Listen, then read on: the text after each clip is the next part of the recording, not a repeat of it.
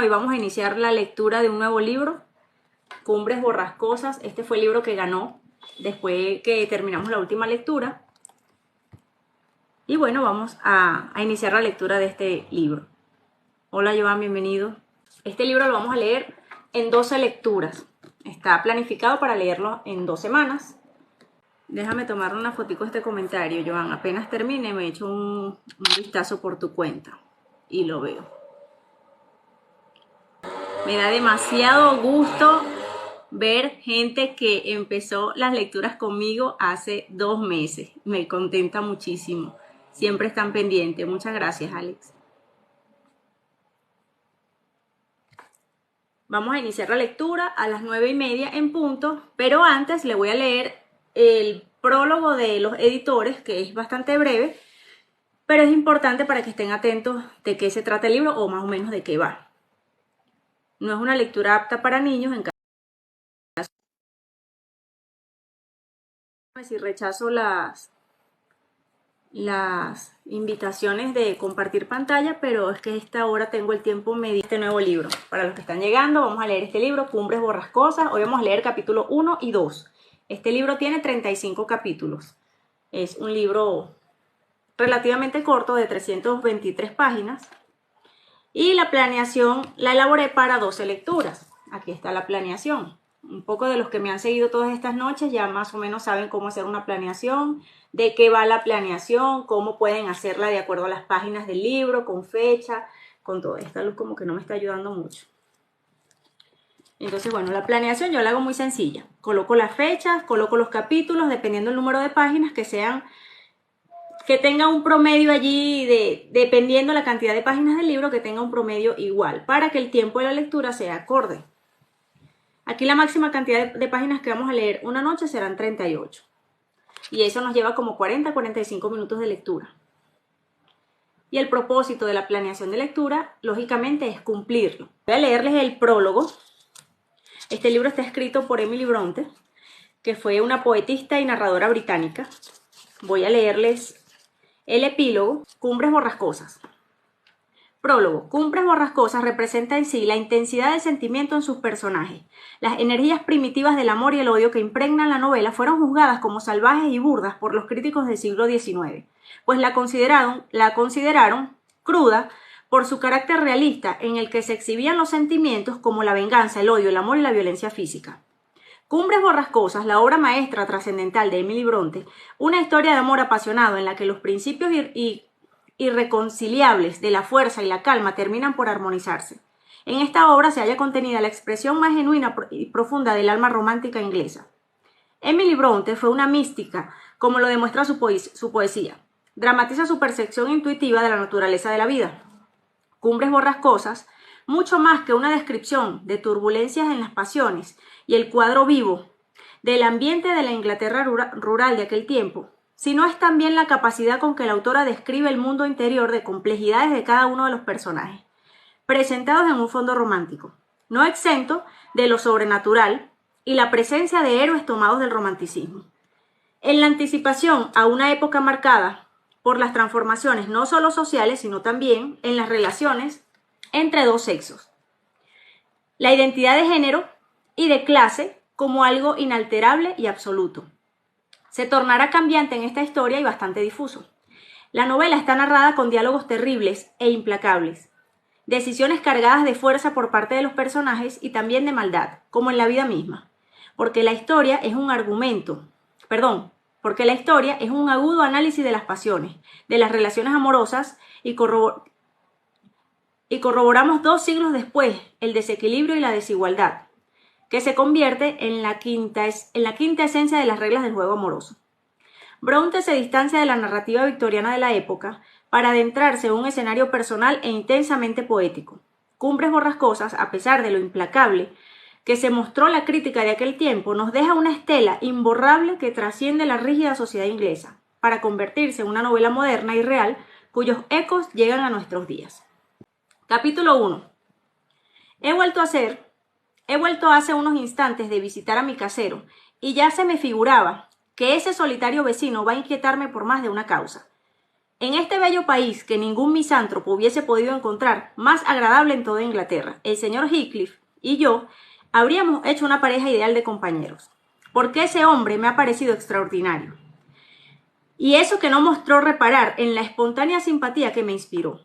Por el contrario, metió los dedos más profundamente en los bolsillos de su chaleco y sus ojos desaparecieron entre sus párpados cuando me oyó pronunciar mi nombre, y le pregunté: ¿el señor Heathcliff? Él asintió con la cabeza. Soy Lockwood, su nuevo inquilino. Le visito para decirle que supongo que mi insistencia en alquilar la granja de los tordos no le habrá causado molestia. Puesto que la casa es mía, respondió, apartándose de mí, no hubiese consentido que nadie me molestase sobre ella. Si así me antojaba. Pase. Rezongó aquel pase entre dientes, con aire tal como si quisiera mandarme al diablo. Ni tocó siquiera la puerta en confirmación de lo que decía. Esto bastó para que yo resolviese entrar, interesado por aquel sujeto, al parecer más reservado que yo mismo. Y como mi caballo empujase la barrera, él soltó la cadena de la puerta y me precedió con un torvo aspecto, hacia el patio donde dijo a gritos: «José, llévate el caballo de este señor y danos vino». Puesto que ambas órdenes se dirigían a un solo criado, juzgué que toda la servidumbre se reducía a él. Por eso, entre las baldosas del patio medraban hierbajos, y los setos estaban sin recortar. Solo mordisqueaban sus hojas por el ganado. José era un hombre entrado en años, aunque sano y fuerte.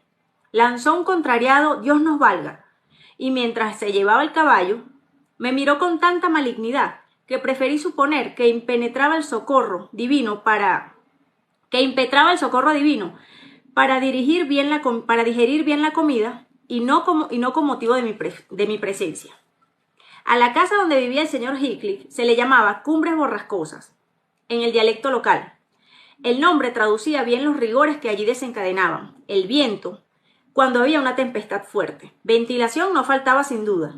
Se advertía lo mucho que azotaba el aire en la inclinación de unos pinos cercanos, en el hecho que los matorrales se doblegaban en un solo sentido, como si se postrasen ante el sol. El edificio era sólido, de espesos muros a juzgar por lo hondo de sus ventanas y protegido por grandes guardacantones. Parándome, miré los ornamentos de la fachada. Sobre la puerta una inscripción decía Hareton Earnshaw, 1500. Aves carniceras de formas extrañas y niños en posturas lascivas enmarcaban la inscripción. Aunque me hubiese gustado comentar todo aquello con el rudo dueño de la casa, no quise aumentar con eso la impaciencia que parecía evidenciar mientras me miraba desde la puerta, como instándome a que entrase de una vez o me marchara. Por un pasillo llegamos al salón en en la comarca llaman siempre la casa, y al que no preceden otras piezas. Esa sala suele abarcar comedor y cocina, pero yo no vi cocina, o mejor dicho, no vi signos de que en el enorme lar se guiase nada. Pero en un ángulo oscuro se percibía rumor de cachorros. De las paredes no pendían cazuelas ni utensilios de cocina. En un rincón se levantaba un aparador de roble con grandes pilas de plato, sin que faltasen jarras y tazas de plata. Encima del aparador había tortas de avena y perniles curados de vaca, cerdos y carneros. Colgaban sobre la chimenea una escopetas viejas de cañones herrumbrosos, y unas pistolas de arzón. Se veían encima del mármol 3 tarros de vivo colorido. El suelo era de piedra, lisa y blanca. Había sillas de forma antigua, pintadas de verde, con altos respaldos. En los rincones se acurrucaban los perros. Una hembra con sus cachorros se escondía bajo el aparador. Todo era muy propio de la morada, de unos campesinos de la región. Gente recia, tosca, con calzón corto y polainas. Esas salas y esos hombres sentados en ellas, ante un jarro de cerveza espumeante, abundaban en el país. Mas Heathcliff contrastaba mucho con el ambiente. Por lo moreno parecía un gitano, pero las maneras y las ropas de un hombre distinguido, y aunque algo descuidado en su indumentaria, su tipo era erguido y gallardo. Díjeme que muchos le tendrían por soberbio y grosero, y que sin embargo no debía ser ninguna de ambas cosas. Por instinto imaginé su reserva, hija del deseo de ocultar sus sentimientos. Debía saber disimular sus odios y simpatías, y juzgar impertinente a quien se permitiera manifestarle los suyos. es probable que yo me aventurase mucho al atribuir a mi casero mi propio carácter. Quizás él regateara su mano al amigo ocasional, por motivos muy diversos. Tal vez mi carácter sea único. Mi madre solía decirme que yo nunca tendría un hogar feliz, y lo que me ocurrió el verano último parece dar a mi progenitora la razón, porque hallándome en una playa donde pasaba un mes, conocí a una mujer bellísima, realmente hechicera. Aunque nada le dije. Si es cierto que los ojos hablan, los míos debían delatar mi locura por ella. La joven notó y me correspondió con una mirada dulcísima. ¿Y qué hice? Declaro avergonzado que rectifiqué, que me hundí en mí mismo como un caracol en su concha, y que cada mirada de la joven me hacía alejarme más, hasta que ella, probablemente desconcertada por mi actitud, suponiendo haber sufrido un error, persuadió a su madre de que se fuesen. Esas brusquedades y cambios me han valido fama cruel, sin que nadie, no siendo yo mismo, sepa cuánto error hay en ello. Heathcliff y yo nos sentamos silenciosos ante la chimenea. La perra, separándose de sus cachorros, se acercó a mí, frunciendo el hocico y enseñando sus blancos dientes. Cuando quise acariciarla, emitió un gruñido gutural. «Déjela», dijo Heathcliff, haciendo coro con la perra con otro gruñido, y asentándole un puntapié. «No está hecha para caricias, ni se le tiene para eso». Incorporándose, fue hacia una puerta lateral y gritó: «¡José!». José masculló en el fondo de la bodega, mas no apareció. Entonces su amo acudió en su búsqueda. Quedé solo con la perra y con los dos mastines que me miraban atentamente. No me moví, temeroso de sus colmillos, pero pensé en que la mímica no les molestaría y empecé a hacerle unas cuantas muecas. Fue una ocurrencia muy desgraciada, porque la señora perra, ofendida sin duda por alguno de mis gestos, se precipitó sobre mis pantalones. La repelí y me di prisa a refugiarme tras la mesa, acto que puso en acción todo el ejército canino. Hasta 6 demonios en 4 patas confluyeron desde todos los rincones en el centro de la sala. Mis talones y los faldones de mi levita fueron los más atacados. Quise defenderme con el hurgón de la lumbre, pero no bastó y tuve que pedir auxilio a voz en cuello. Heathcliff y José subían con desesperada calma. La sala era un infierno de ladridos y gritos, pero ellos no se apresuraban nada en absoluto. Por suerte, una rolliza criada acudió más deprisa. Arremangada la falda, rojas las mejillas por la cercanía del fogón, desnudo los brazos y en las manos un sartén, merced a cuyos golpes, acompañado por varios de nuestros, se calmó en el acto la tempestad. Al entrar Heathcliff, ella, agitada como el océano tras un huracán, campeaba en medio de la habitación. «¿Qué diablos ocurre?», preguntó mi casero con tono que juzgué intolerable tras tan inhospitalario acontecimiento. «De diablos es la culpa», respondí. «Los cerdos endemoniados de los evangelios no debían encerrar más espíritus malos que sus perros, señor Heathcliff. Dejar a un forastero entre ellos es igual que dejarle un rebaño de tigres». «Nunca se meten con quien no les incomoda», dijo él. «La misión de los perros es vigilar. ¿Un vaso de vino?». «No, gracias». «¿Le han mordido?». En ese caso lo habría conocido usted, por lo que yo habría hecho al que me mordiera». «Vaya, vaya», repuso Heathcliff con una mueca. «No se excite, señor Lockwood, y beba un poco de vino. En esta casa suele haber tan pocos visitantes que ni mis perros ni yo acertamos a recibirles como merecen. A su salud». Comprendido que sería absurdo formalizarme por la agresión de unos perros feroces, me calmé y correspondí al brindis. Además, se me figuró que mi casero se mofaba de mí y no quise darle más razones de irrisión. En cuanto a él, debió juzgar necio el tratar tan mal a un buen inquilino, y mostrándose algo menos conciso, empezó a charlar de las ventajas e inconvenientes de la casa que me había arrendado, lo que sin duda le parecía interesante para mí. Opiné que hablaba con un buen criterio y resolví decirle que repetiría mi visita al día siguiente, y aun cuando él no mostraba ningún entusiasmo al oírlo, he decidido volver. Me parece mentira comprobar lo amigo del trato social que soy, por comparación al dueño de mi casa. Digo que ya le comenté. Entonces, seguimos leyendo. Capítulo 2. Las personas que están nuevas, estamos leyendo Cumbres Borrascosas. Hoy estamos iniciando la lectura de este libro. Arrancamos con el capítulo 2. Ayer por la tarde hizo frío y niebla. Primero dudé en quedarme en casa, junto al fuego, o dirigirme a través de los senegales y yernos a Cumbres Borrascosas. Pero después de comer, advirtiendo que como 1 o 2 veces, ya que el ama de llaves, a la que acepté al alquilar la casa, como si fuese una de sus dependencias, no comprende o no quiere comprender, ¿qué es eso de comer a las 5? Al subir a mi cuarto, hallé en él una criada arrodillada ante la chimenea y esforzándose en extinguir las llamas mediante una masa de cenizas con la que levantaba una polvoreda infernal. Semejante espectáculo me desanimó.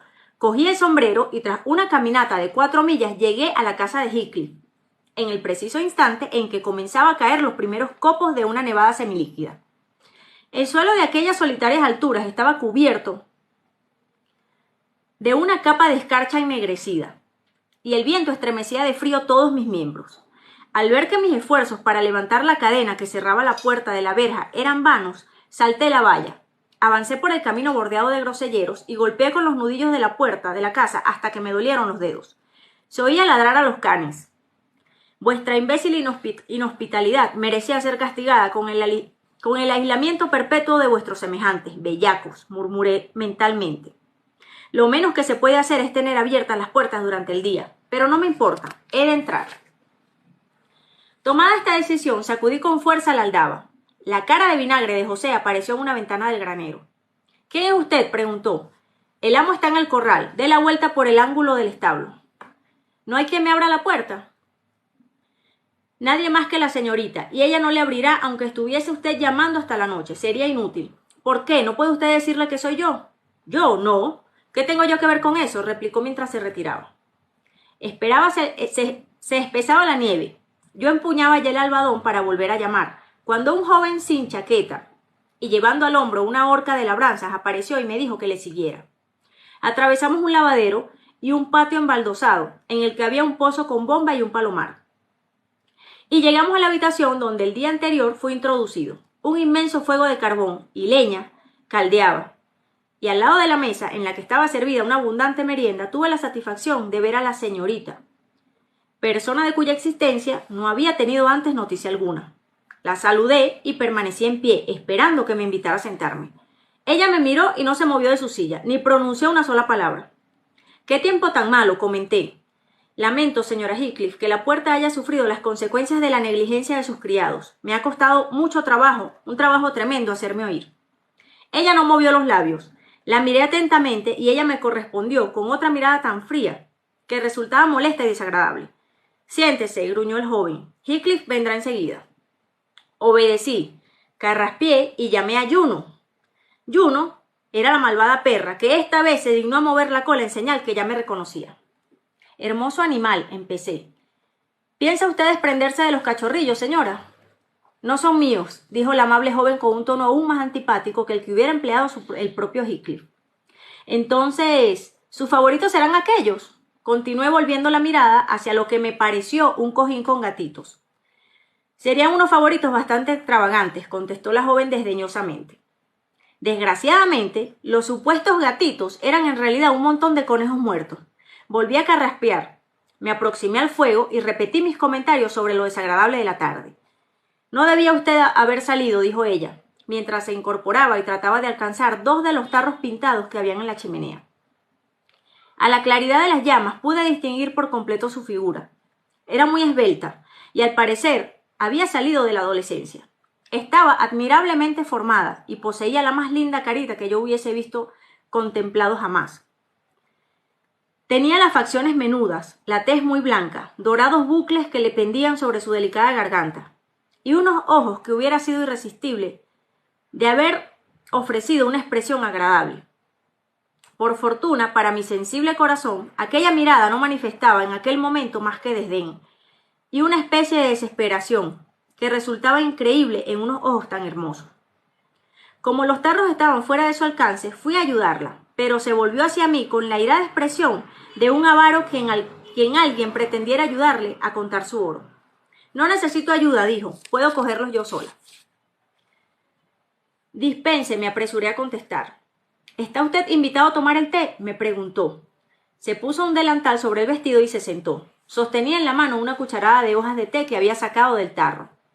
Tomaré una taza con mucho gusto, repuse. ¿Está usted invitado?, repitió. No, dije sonriendo, pero nadie más indicado que usted para invitarme. Echó el té con cuchara y todo en el bote, volvió a sentarse, frunció el entrecejo e hizo un pucherito con los labios como un niño a punto de llorar. El joven, durante esta charla, se había puesto un andrajoso gabán, y en aquel momento me miró como si hubiese entre nosotros un resentimiento mortal. Yo dudaba de si aquel personaje era un criado o no. Hablaba y vestía toscamente, sin ninguno de los detalles que Heathcliff presentaba, de pertenecer a una clase superior. Su cabellera castaña estaba desgreñadísima, su bigote crecía descuidadamente y sus manos eran tan toscas como la de un labrador, pero con todo, ni sus ademanes ni el modo en que tenía que tratar a la señora eran los de un criado. En la duda, preferí no conjeturar más nada sobre él. 5 minutos después, la llegada de Heathcliff alivió un tanto la molesta situación en la que me veía situado. Como ve, he cumplido mi promesa, dije con acento fingidamente jovial, y temo que el mal tiempo me haga permanecer aquí media hora, si quiere usted albergarme durante ese rato. «¿Media hora?», repuso, mientras se sacudía los blancos copos que le cubrían la ropa. «Me asombra que haya elegido usted el momento de una nevada para pasear.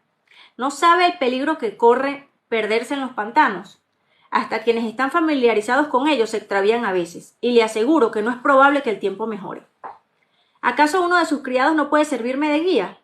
Se quedaría en la granja hasta mañana. ¿Puede proporcionarme uno? No me es posible», dice Heathcliff. «Pues entonces habré de confiar en mis propios medios». ¿Qué? ¿Haces el té o no?, preguntó el joven del abrigo haraposo, separando su mirada de mí para dirigirla a la mujer. «¿Le damos a ese señor?», preguntó ella a Heathcliff. «Vamos, termina, ¿no?». Había hablado de una forma que delataba una naturaleza auténticamente perversa. No sentí desde aquel momento inclinación alguna a considerar a aquel hombre como un individuo extraordinario. Cuando el té estuvo preparado, Heathcliff dijo: «Acerque su silla, señor Lockwood. Todos nos sentaremos en la mesa». Todos nos sentamos en la mesa, incluso el burdo joven. Un silencio absoluto reinó mientras comíamos. Me pareció, puesto que yo era el responsable de aquel nublado, debía ser también quien lo disipase. Aquella taciturnidad que mostraba no debía ser su modo habitual de comportarse. Por lo tanto, comenté: «Es curioso al considerar qué ideas tan equivocadas solemos formularnos a veces del prójimo. Mucha gente no podría imaginar que usted fuese feliz, que una persona fuera tan feliz al llevar una vida tan apartada del mundo como es la suya, señor Heathcliff. Y sin embargo, usted es dichoso, rodeado de su familia, con su amable esposa, que como un ángel tutelar reina en su casa y en su corazón». «¿Mi amable esposa?», interrumpió con una diabólica sonrisa. «¿Y dónde está mi amable esposa, señor?». «Hablo de la señora de Heathcliff», contesté molesto. «Ah, ya. ¿Quiere decir usted entonces que su espíritu, después de desaparecido su cuerpo, se ha convertido en mi ángel de la guardia y custodia cumbres borrascosas? ¿No es eso?». Me di cuenta de la necedad que yo había dicho y quise rectificarla. Debí haberme dado cuenta que la mucha edad que llevaba a la mujer antes de suponer como cosa segura que fuera su esposa. Él contaba alrededor de 40 años, y en esa edad en que el vigor mental se mantiene incólume. No se supone nunca que las muchachas se casen con nosotros por amor. Semejante ilusión está reservada a la ancianidad. En cuanto a la joven, no representaba arriba de 17 años. De pronto, como un relámpago, surgió en mí esta idea. El grosero personaje que se sienta a mi lado, bebiendo té en un tazón y comiendo el pan con sus manos sucias, ¿será tal vez su marido? Estas son las consecuencias de vivir lejos del mundo. Ella ha debido casarse con este patán creyendo que no hay otros hombres que valgan más que él. Es lamentable. Yo debo procurar que por culpa mía no se vaya a arrepentir de su elección. Una ocurrencia tal podrá parecer vanidosa, pero era sincera. Mi vecino de mesa presentaba un aspecto casi repulsivo, mientras que me constaba por experiencia que yo era pasablemente agradable. Esta joven es mi nuera», dijo Heathcliff, en confirmación de mis suposiciones.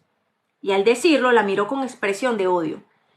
«Entonces el feliz dueño de la hermosa hada es usted», comenté volviéndome hacia mi vecino.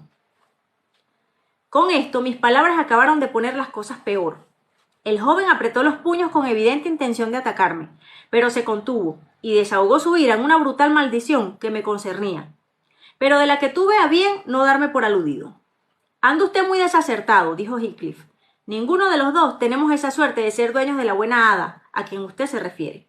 Su esposo ha muerto, y puesto que he dicho que era mi nuera, debe ser que estaba casada con mi hijo. De modo que ese joven es mi hijo, desde luego que no. Y Heathcliff sonrió como si fuera un disparate atribuirle la paternidad de aquel oso. Mi nombre es Hareton Earnshaw, gruñó el ogro, y le aconsejo que lo pronuncie con el máximo respeto.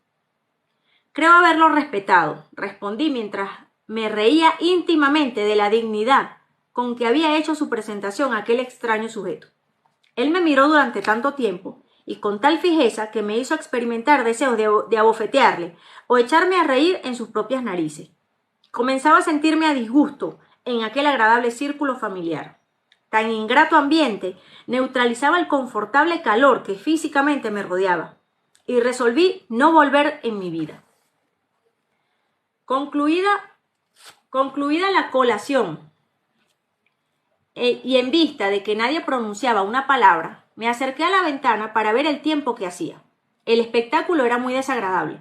La noche caía prematuramente y torbellinos de viento y nieve barrían el paisaje. Creo que sin alguien que me guíe no voy a poder volver a casa, exclamé incapaz de contenerme. Los caminos deben estar borrados por la nieve, y aunque no lo estuvieran, es imposible ver un pie a distancia. Hareton, dijo Heathcliff, lleva las ovejas a la entrada del granero y pon un madero delante. Si pasan la noche en el corral, amanecerán cubiertas de nieve. ¿Cómo me arreglaré? Continué, sintiendo que mi irritación aumentaba. Pero nadie contestó a esa pregunta. Pasé la mirada a mi alrededor y no vi más que a José, que traía comida para los perros, y a la señora Heathcliff, que inclinada sobre el fuego se entretenía en quemar un paquete de fósforos que habían caído de la repisa de la chimenea, al volver a poner el bote de té en su sitio. José, después de vaciar el recipiente que traía la comida de los animales, gruñó. Me maravilla que se quede usted ahí como un pasmarote cuando los demás se han ido. Pero usted no vale en palabras. Nunca se corregirá de sus malas costumbres y acabará yéndose al infierno de cabeza como su madre. Creí que aquel comentario iba dirigido a mí, y me adelanté hacia el viejo bribón, con el firme propósito de darle un puntapié y obligarle a que se callara. Pero la señora Heathcliff se me adelantó. Viejo hipócrita, ¿no temes que el diablo te lleve cuando pronuncias su nombre? Te advierto que se lo pediré al demonio, como especial favor, así que no me provoques. Ya basta, mira, agregó sacando un libro del estante. Cada vez progreso más en la magia negra. Muy pronto seré maestra en la ciencia oscura. Y para que te enteres, la vaca roja no murió por casualidad, y tu reumatismo tampoco es una prueba de la bondad de la provincia. Cállese, perversa, clamó el viejo. Dios nos libre de todo mal. Estás condenado, réprobo. Sal de aquí si no quieres que te haga un mal de veras. Voy a moldear muñecos de barro y de cera que reproduzcan a todos, y al primero que se extralimite, ya verá lo que le haré. Se acordarán de mí. Vete, que te estoy mirando. Y la linda bruja puso tal expresión de malignidad en sus ojos que José salió precipitadamente rezando y temblando mientras murmuraba: malvada, malvada. Presumí que la joven había querido gastar al viejo una broma lúgubre, y en cuanto nos quedamos solos, quise interesarla en mi cuita. Señora Heathcliff, dije con seriedad, perdone que la moleste. Una mujer con una cara como la de usted, tiene necesariamente que ser buena. Indíqueme alguna señal, algún jalón de límite de propiedades que me sirvan para conocer el camino de mi casa. Tengo tanta idea por dónde vine como la que usted pueda tener para llegar a Londres. Vuélvase por el mismo camino que vino, me contestó sentándose en una silla y poniéndose ante sí el libro y una bujía. El consejo es muy simple, pero no puedo darle otro mejor. En ese caso, si mañana le dicen que entonces me han hallado muerto en una ciénaga o en un hoyo lleno de nieve, ¿no le remorderá la conciencia? ¿Y por qué habría de remorderme? Yo no puedo acompañarle, ellos no me dejarían ir ni siquiera hasta la verja. Oh, yo no le pediría por nada del mundo que saliese para conveniencia mía, en una noche como esta. No le pido que me enseñe el camino, sino que me lo indique de palabra, o que convenza al señor Heathcliff de que me proporcione un guía. ¿Un guía? En la casa no hay nadie más que él mismo. Hareton, Sila, José y yo. ¿A quién elige usted? ¿No hay mozos en la granja? No hay más gente de la que le digo. Entonces me veré obligado a quedarme hasta mañana. Eso es cosa de usted y Heathcliff. Yo no tengo nada que ver en eso. Confío que esto le sirva de lección para hacerle desistir de dar paseos, gritó la voz de Heathcliff desde la cocina. Yo no tengo alcobas para los visitantes. Si se queda, tendrá que dormir con Hareton o con José en la misma casa. Perdón, en la misma cama. Puedo dormir en este cuarto, en una silla, repuse. Oh, no. Un forastero rico o pobre es siempre un forastero, y no permitiré que nadie haga guardia en la plaza cuando yo estoy de servicio, dijo el miserable. Mi paciencia llegó a su límite. Me precipité hacia el patio, lanzando un juramento, y al salir, tropecé con Erchau. La oscuridad era tan profunda que yo no atinaba con la salida, y mientras la buscaba, presencié una muestra del modo que tenían de tratarse entre sí los miembros de la familia. Parecía que el joven al principio se sentía inclinado a ayudarme, porque les dijo: «Le acompañaré hasta el parque». «Le acompañarás al diablo», exclamó su pariente, señor o lo que fuera. ¿Quién va a cuidar entonces a los caballos? La vida de un hombre vale más que el cuidado de los caballos, dijo la señora Heathcliff con más amabilidad de la que yo esperaba. Es necesariamente preciso que vaya alguien con él. Pero no lo haré por orden suya, se apresuró a responder Hareton. Más vale que te calles.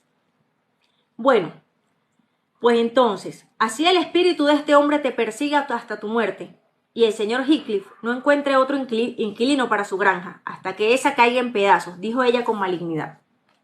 Está echando maldiciones, murmuró José, hacia quien yo me dirigía en ese momento. El viejo estaba sentado y ordeñaba las vacas a la luz de una linterna. Se la quité y diciéndole que se la devolvía el día siguiente, me precipité hacia una de las puertas. «Señor, señor, me ha robado la linterna», gritó el viejo corriendo detrás de mí. «Gruñón, lobo, duro con él». Cuando yo abría la puertecilla a la que me había dirigido, los peludos monstruos se arrojaron hacia mi garganta, haciéndome caer. La luz se apagó, mi humillación y mi ira llegaron al paroxismo. Afortunadamente, los animales se contentaban solo con arañar el suelo, abrir las fauces y mover las colas. Pero no me permitían levantarme, y hube de permanecer en el suelo hasta que sus villanos dueños se les antojó. Cuando estuve de pie, caminé a aquellos miserables a que me dejasen salir, haciéndoles responsables de lo que me sucediera si no me atendían, y lanzándoles apóstrofes que en su desordenada violencia evocaban los del rey Lear. En mi exaltación nerviosa, comencé a sangrar por la nariz. Heathcliff seguía riendo y yo gritando. No sé cómo hubiera terminado todo aquello, a no haber intervenido la persona más serena que yo y más bondadosa que Heathcliff. Sila, la robusta ama de llaves, apareció para ver lo que sucedía, y suponiendo que alguien me había agredido, y no osando increpar a su amo, dirigió... Ay, ya va, que tengo esto aquí tapado. Dirigió los tiros de su artillería verbal contra el mozo. «No comprendo, señor Erchau», exclamó. «¿Qué resentimientos tiene usted contra ese semejante suyo? ¿Va usted a asesinar a alguien en la propia puerta de su casa? Nunca podré estar a gusto aquí. Pobre muchacho, está a punto de ahogarse. Shh, shh. No puede usted irse en ese estado. Venga, que yo lo voy a curar. Quieto, quieto». Mientras hablaba así, me vertió sobre la nuca un recipiente lleno de agua helada, y luego me hizo pasar a la cocina. El señor Heathcliff, vuelto a su habitual estado de mal humor, después de su explosión de regocijo, nos seguía. El desmayo que yo sentía como secuela de todo lo sucedido me obligó a aceptar alojamiento entre aquellos muros. Heathcliff mandó a Sila a que me diese un vaso de aguardiente y entró en una habitación interior. La criada, después de traerme la bebida, que me entonó mucho, me condujo a un dormitorio. Capítulo 3. Cuando la sirvienta me precedía por las escaleras, me aconsejó que tapase la bujía y procurase no hacer ruido, porque su amo tenía ideas extrañas acerca del cuarto donde ella iba a instalarme, y no le agradaba que nadie durmiese en él. Le pregunté los motivos, pero me contestó que solo llevaba en la casa 2 años, y que había visto tantas cosas raras que ya no le quedaban ganas de curiosidades. En lo que me concernía, la estupefacción no me dejaba lugar a la curiosidad. Cerré, pues, la puerta y busqué el lecho. Los muebles se reducían a una percha. una silla y una enorme caja de roble con aberturas laterales a manera de ventanillas. Me aproximé a tan extraño mueble y me cercioré de que se trataba de una especie de lecho antiguo, sin duda destinado a suplir la falta de habitación separada para cada miembro de la familia. Formaba por sí una pequeña habitación, y el alféizar de la ventana contra cuya pared estaba arrimado el lecho hacía las veces de mesilla. Hice correr una de las tablas laterales. Entré llevando la luz, cerré y sentí la impresión de que me hallaba cubierto de la vigilancia de Heathcliff, o de otro de cualquiera de los habitantes de la casa. Deposité la bujía en el alféizar de la ventana. Había allí, en un ángulo, varios libros polvorientos, y la pared estaba cubierta de escritos que habían sido trazados raspando la pintura. Aquellos escritos se reducían a un nombre: Catalina Erchaud. Repito, Catalina Erchaud, repetido una y otra vez en letras de todas clases de tamaño. Pero el apellido variaba a veces. En vez de Catalina Erchaud, se leía en algunos sitios Catalina Heathcliff o Catalina Linton. Sintiéndome muy cansado, apoyé la cabeza contra la ventana y empecé a murmurar. Catalina Erchaud, Heathcliff, Linton. Los ojos se me cerraron y antes de 5 minutos creí ver alzarse en la oscuridad una multitud de letras blancas como lívidos espectros. El aire parecía lleno de Catalinas. Me incorporé esperando entonces y vi que el pabilo de la bujía había caído sobre uno de los viejos libros, cuya cubierta empezaba a chamuscarse, saturando el ambiente de un fuerte olor a piel de becerro quemada. Me apresuré a apagarlo y me senté. Sentía frío y ligero mareo. Cogí el tomo chamuscado por la vela y lo hojeé. Era una vieja Biblia. Se olía apolillado y sobre una de las cuyas hojas que estaba suelta leí: este libro es de Catalina Erchaud, y una fecha de 25 años atrás. Cerré el volumen y cogí otro, y luego varios más. La biblioteca de Catalina era escogida, y lo estropeados que estaban los tomos demostraba que habían sido usados, aunque no siempre para los fines propios de un libro. Los márgenes blancos de cada hoja estaban cubiertos de comentarios manuscritos, algunos de los cuales constituían sentencias aisladas. Otros eran, al parecer, retazos de un diario mal pergeñado por la torpe mano de un niño. Encabezando una página sin imprimir, descubrí, no sin regocijo, una magnífica caricatura de José, diseñada burdamente, pero con enérgicos trazos. Sentí un vivo interés hacia aquella desconocida Catalina, y traté de descifrar los jeroglíficos de su letra. «¡Qué domingo tan malo!», decía uno de los párrafos. «¿Cuánto daría porque papá estuviera aquí? Hindley le sustituye muy mal y se porta atrozmente con Heathcliff. Hareton y yo vamos a tener que rebelarnos. Esta tarde comenzaremos a hacerlo». En todo el día no dejó de llover. No pudimos ir a la iglesia, y José nos reunió en el desván, mientras Hindley y su mujer permanecían abajo sentados en la lumbre. Estoy segura de que, aunque hiciese algo más, no por ello dejarían de leer sus Biblias.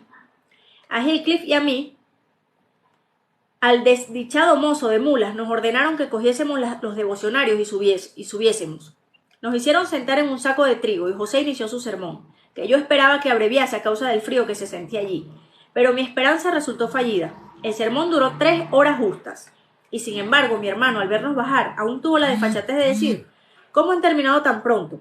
Durante las tardes de los domingos no dejen de jugar, pero cualquier pequeñez, una simple risa es motivo para que nos pongan castigados en un rincón oscuro». «Os olvidáis de que aquí hay un jefe», suele decir el tirano. Al que me saque de mis casillas le aplasto. Quiero seriedad y silencio absoluto, chico. ¿Has sido tú? Querida Francisca, tírale a los perros. Le he oído castañar los dedos. Francisca le tiró del pelo con todas sus fuerzas y luego se sentó en las rodillas de su esposo. Y los dos empezaron a hacer niñerías besándose y diciéndose estupideces. Entonces nosotros nos acomodamos como Dios nos dio a entender, en el hueco que formaba el aparador. Colgué nuestros delantales ante nosotros como si fuera una cortina. Pero apenas lo había hecho cuando llegó José, deshizo mi obra y pegándome una bofetada sermoneó. El amo recién entrado, domingo como es, y las palabras del Evangelio resonando todavía en vuestros oídos. Y ya os ponéis a jugar. ¿No os da vergüenza? Sentaos, niños malos, y leed libros piadosos que os ayuden a pensar en la salvación de vuestras almas. Mientras nos hablaba, nos tiró sobre las rodillas unos viejos libros y nos obligó a sentarnos de manera que un rayo de la claridad del hogar nos alumbrase en nuestras lecturas. Yo no pude soportar tal ocupación que quería darnos. Cogí el libro y lo arrojé donde estaban los perros, diciendo que le tenía odio a los libros piadosos. Heathcliff hizo lo mismo con el suyo. Entonces empezó el jaleo. Señor Hindley, mire, gritó José. La señorita Catalina ha roto las tapas de la armadura de la salvación, y Heathcliff ha golpeado con el pie la primera parte de El camino de la perdición. No es posible dejarle seguir jugando así, siendo así. Oh, el difunto señor les hubiera dado lo que se merecen. Pero cómo nos falta. Hindley se lanzó sobre nosotros, nos cogió a uno por el cuello y a otro por el brazo, y nos echó a la cocina. Allí José nos aseguró que el diablo vendría a buscarnos con toda certeza, y nos obligó a sentarnos en distintos lugares, donde hubimos de permanecer separados, esperando el advenimiento del prometido personaje. Yo cogí este libro y un tintero que había en un estante, y abrí un poco la puerta para tener luz y poder escribir. Pero mi compañero, al cabo de 20 minutos, sintió tanta impaciencia que me propuso apoderarnos del mantón de la criada y taparnos con él. Ir a dar una vuelta por los pantanos. ¡Qué buena idea! Así, si bien el malvado viejo creerá que su amenaza del diablo se ha realizado, y entre tanto nosotros estaremos afuera, y creo que no peor que aquí, a pesar del viento y de la lluvia. El plan de Catalina debió realizarse, porque el siguiente comentario variaba de tema, y adquiría tono de lamentación. Qué poco podía suponer que Hindley me hiciera llorar tanto. Me duele la cabeza hasta el punto que no puedo ni ponerla sobre una almohada. Pobre Heathcliff. Hindley le llama vagabundo, y ya no le deja comer con nosotros, ni siquiera sentarse a nuestro lado. Dice que no volveremos a jugar juntos, y le amenaza con echarle de la casa si desobedece. Hasta ha censurado a papá por haber tratado a Heathcliff demasiado bien, y jura que volverá a ponerle en el lugar que le corresponde. Yo me sentía ya medio dormido, y mis ojos iban del manuscrito de Catalina al texto impreso. Percibí un título grabado en rojo con florituras que decía 70 veces 7 y el primero de los 71. Sermón predicado por el reverendo padre Branderham en la iglesia de Gimmendersoul. Y me dormí meditando maquinalmente en lo que diría el reverendo del pastor sobre el tema. Pero la mala calidad del té y la destemplanza que tenía me hicieron pasar una noche horrible. Soñé que era ya por la mañana y que regresaba a mi casa guiado por José. Pero la mala calidad del té y la destemplanza que tenía me hicieron pasar una noche horrible. Soñé que era ya por la mañana y que regresaba a mi casa guiado por José. El camino estaba cubierto de nieve y cada vez que yo daba un tropezón mi acompañante me amonestaba por no haber tomado un báculo de peregrino, afirmándome que si tal adminículo nunca conseguiría regresar a mi casa, y enseñándome a la vez jactanciosamente un grueso garrote que él consideraba al parecer como báculo. Al principio me parecía absurdo suponer que me fuera necesaria para entrar en esa casa semejante cosa. De improviso, una idea me iluminó el cerebro. No íbamos a casa, sino que nos dirigíamos a escuchar el sermón del padre Branderham sobre los 70 veces 7, en cuyo curso, no sé si José, el predicador o yo, debíamos ser sacados a pública vergüenza y privados de la comunión de los fieles. Llegamos a la iglesia, ante la que yo en realidad he pasado 2 o 3 veces. Está situada en una hondonada entre 2 colinas, junto a un pantano cuyo fango, según voz popular, tiene la propiedad de momificar a los cadáveres. El tejado de la iglesia se ha conservado intacto hasta ahora, mas hay pocos clérigos.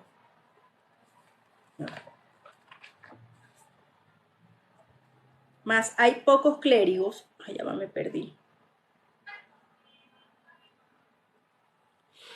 Ay, perdón, me perdí. Ajá. El tejado de la iglesia se ha conservado intacto hasta ahora, mas hay pocos clérigos que quieran encargarse de aquel curato, ya que el sueldo es solo 20 libras anuales. Y la rectoral consiste únicamente en 2 habitaciones sin vislumbre alguno. Por ende, de que los fieles contribuyan a las necesidades de su pastor con la adición de un solo penique. Mas en mi sueño una abundante concurrencia escuchaba a Javis, quien predicaba un sermón divino en 490 partes, dedicada cada una a un pecado diferente. Lo que no puedo decir es de dónde había sacado tantos pecadores el reverendo. Eran, por supuesto, de los géneros más extravagantes y tales como yo no hubiera podido figurármelos jamás. Oh, qué pesadilla. Me caía del sueño, bostezaba, daba cabezadas y volvía a despejarme. Me pellizcaba, me frotaba los párpados. Me levantaba y me volvía a sentar. Y a veces tocaba a José para preguntarle cuándo iba a acabar este sermón. Pero tuve que escucharlo hasta el fin. Cuando llegó el primero de los 71, acudió a mi cerebro una súbita idea. Levantarme y acusar a Jabez Branderham como el cometedor del pecado imperdonable. Padre, exclamé, sentado entre estas cuatro paredes, he aguantado y perdonado las 490 divisiones de su sermón. 70 veces cogí el sombrero para marcharme y 70 veces me ha obligado usted a volverme a sentar. Una vez más es excesiva. Hermanos de martirio, duro con él, arrástrenle y despedácenle en partículas tan pequeñas que no vuelvan a encontrar ni indicios de su existencia. Tú eres el réprobo, gritó Jabez. Después de un silencio solemne, 70 veces 7 te he visto hacer gestos y bostezar. 70 veces 7 consulté mi conciencia y encontré que todo ello merecía perdón. Pero el primer pecado de los 71 ha sido cometido ahora, y esto es imperdonable. Hermanos, ejecuten en él lo que está escrito. Honor a todos los santos. Emitida esta orden, los concurrentes enarbolaron sus báculas de peregrino y se arrojaron sobre mí. Al verme desarmado, entablé una lucha con José, que fue el primero en acometer para quitarle su garrote. Se cruzaron muchos palos y algunos golpes destinados a mí cayeron sobre otras cabezas, donde se apaleaban unos con otros y el templo retumbaba en son de los golpes. Branderham asestaba fuertes puñetazos en el borde del púlpito y tan vehementes fueron que acabaron por despertarme. Comprobé que lo que me había sugerido tal tumulto era una rama de abeto que batía contra los cristales de la ventana cada vez que agitaba el viento. Entonces volví a dormirme y soñé cosas todavía más odiosas. Recordé que descansaba en una caja de madera y el viento, las ramas de un árbol golpeaban la ventana. Tanto me molestaba el ruido que en sueños me levanté y traté de abrir el postigo. No lo conseguí porque la falleba estaba soldada y entonces rompí el cristal de un puñetazo y saqué la mano para separar las molestas ramas. Mas, en el lugar de ella, sentí el contacto con una manecita helada. Me poseyó un intenso terror y quise retirar el brazo, pero la manecita me aferraba mientras una voz insistía. Déjame entrar, déjame entrar. ¿Quién eres? Pregunté pugnado por soltarme. Catalina Linton, contestó temblorosa. Me había perdido entre los pantanos y vuelvo ahora a casa. Sin saber por qué me acordaba del apellido Linton, a pesar de que había leído 20 veces más el apellido Earnshaw. Miré y divisé el rostro de una niñita a través de la ventana. El horror me hizo obrar cruelmente, y al no lograr desasirme de la niña, apreté los puños contra el corte del cristal, hasta que la sangre brotó y empapó la sábana. Pero ella seguía gimiendo, déjame entrar, y me oprimía la mano. Mi espanto llegaba al colmo. ¿Cómo voy a dejarte entrar? Dije por fin, si no me sueltas la mano. El fantasma aflojó su presión. Metí precipitadamente la mano por el hueco del vidrio roto. Amontoné contra él una pila de libros y me tapé los oídos para no escuchar la dolorosa súplica. Pasé así 15 minutos, pero en cuanto volví a atender, percibí idéntica súplica. «¡Vete!», exclamé. No te abriré, aunque me lo estés pidiendo 20 años seguidos». 20 años han pasado, murmuró. 20 años han pasado desde que me perdí.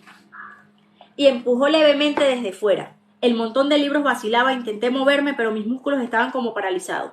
Y en el colmo del horror lancé un grito. Aquel grito no había sido soñado.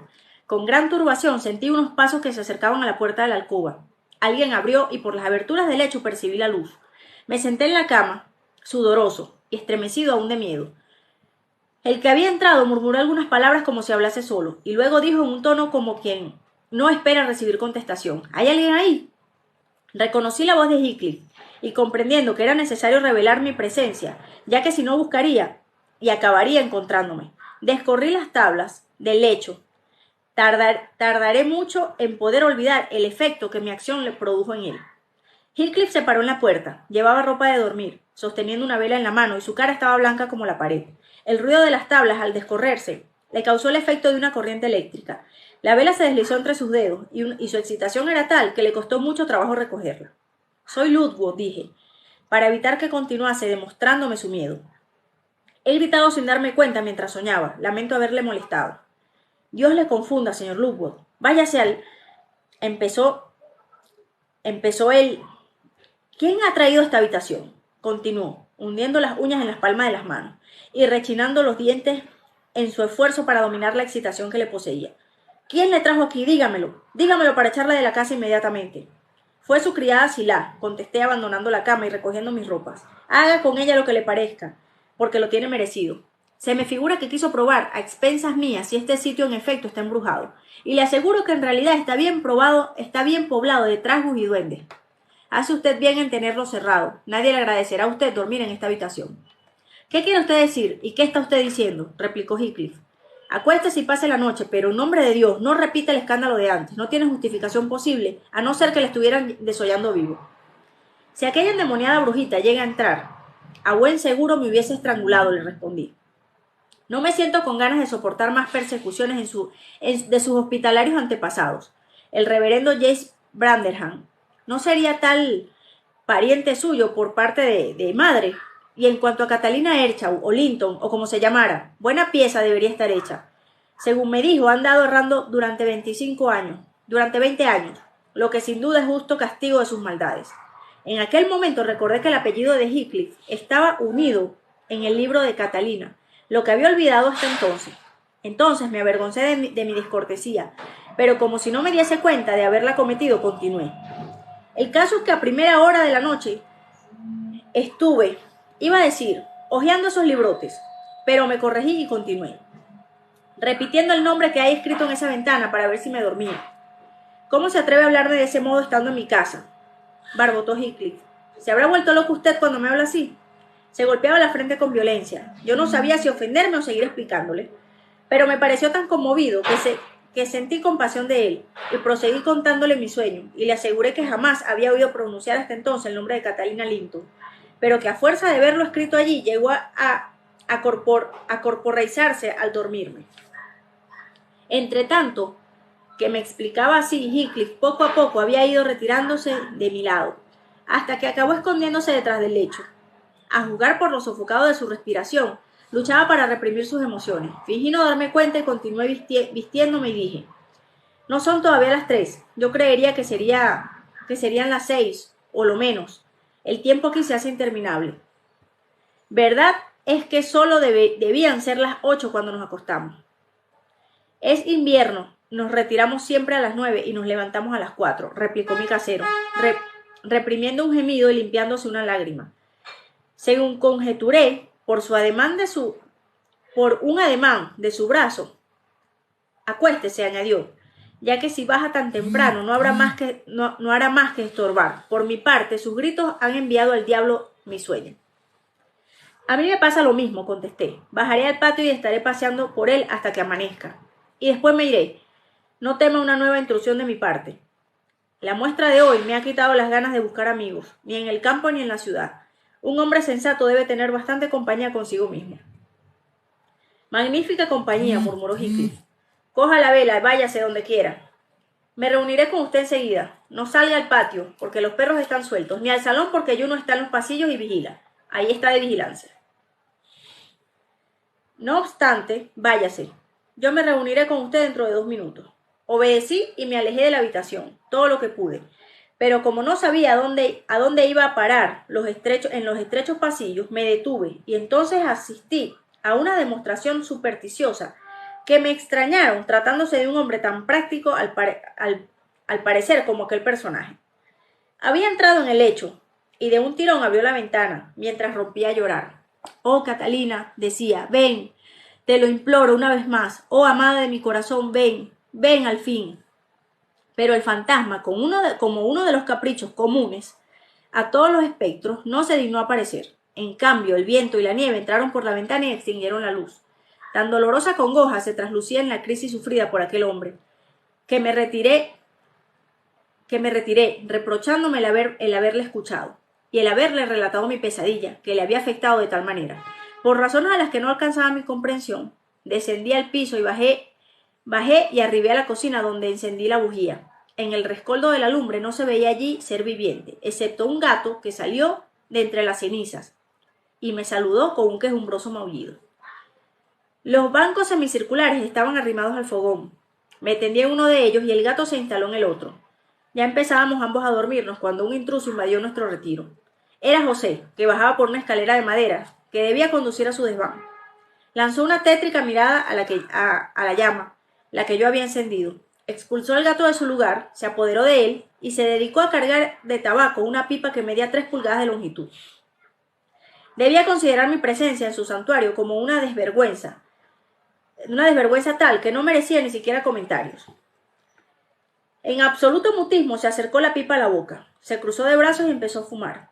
Yo no interrumpí su placer, y él, después de aspirar la última bocanada, se levantó, suspiró y se fue tan gravemente como había llegado. Sonaron cerca de mí otras pisadas más elásticas, y apenas yo abría la boca para saludar, la cerré de nuevo al oír que Hareton Earnshaw se dedicaba a recitar en voz contenida una salmodia compuesta de tantas maldiciones como objetos iba tocando.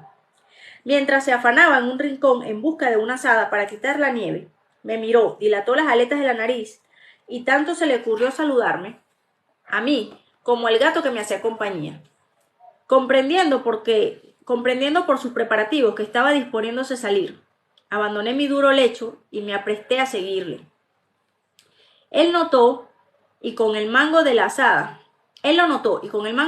me señaló una puerta que comunicaba con el salón. Las mujeres estaban en él ya. Sila atizaba el fuego con un fuelle colosal, y la señora Heathcliff, arrodillada entre la lumbre, leía un libro del resplandor de las llamas. Tenía puestas las manos entre el fuego y sus ojos, y permanecía embebida en la lectura, que solo interrumpía de vez en cuando para reprender a la cocinera si hacía salir chispas sobre ella, o para separar a alguno de los perros que a veces le rozaban con el hocico. Me sorprendió ver también que allí a Heathcliff,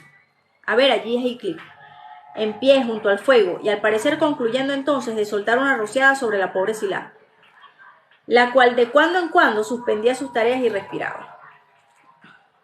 Permiso. En cuanto a ti, miserable, y Heathcliff pronunció una palabra intranscribible, dirigiéndose a su nuera. Ya veo que continúas con tus odiosas mañas de siempre. Los demás trabajan para ganarse el pan que comen, y únicamente tú vives de mi caridad. Fuera ese mamotreto ya es algo útil. Debías pagarme por la desgracia de estar viéndote siempre. ¿Me oyes, maldita bruja? Dejaré mi mamotreto porque me lo podría usted quitar.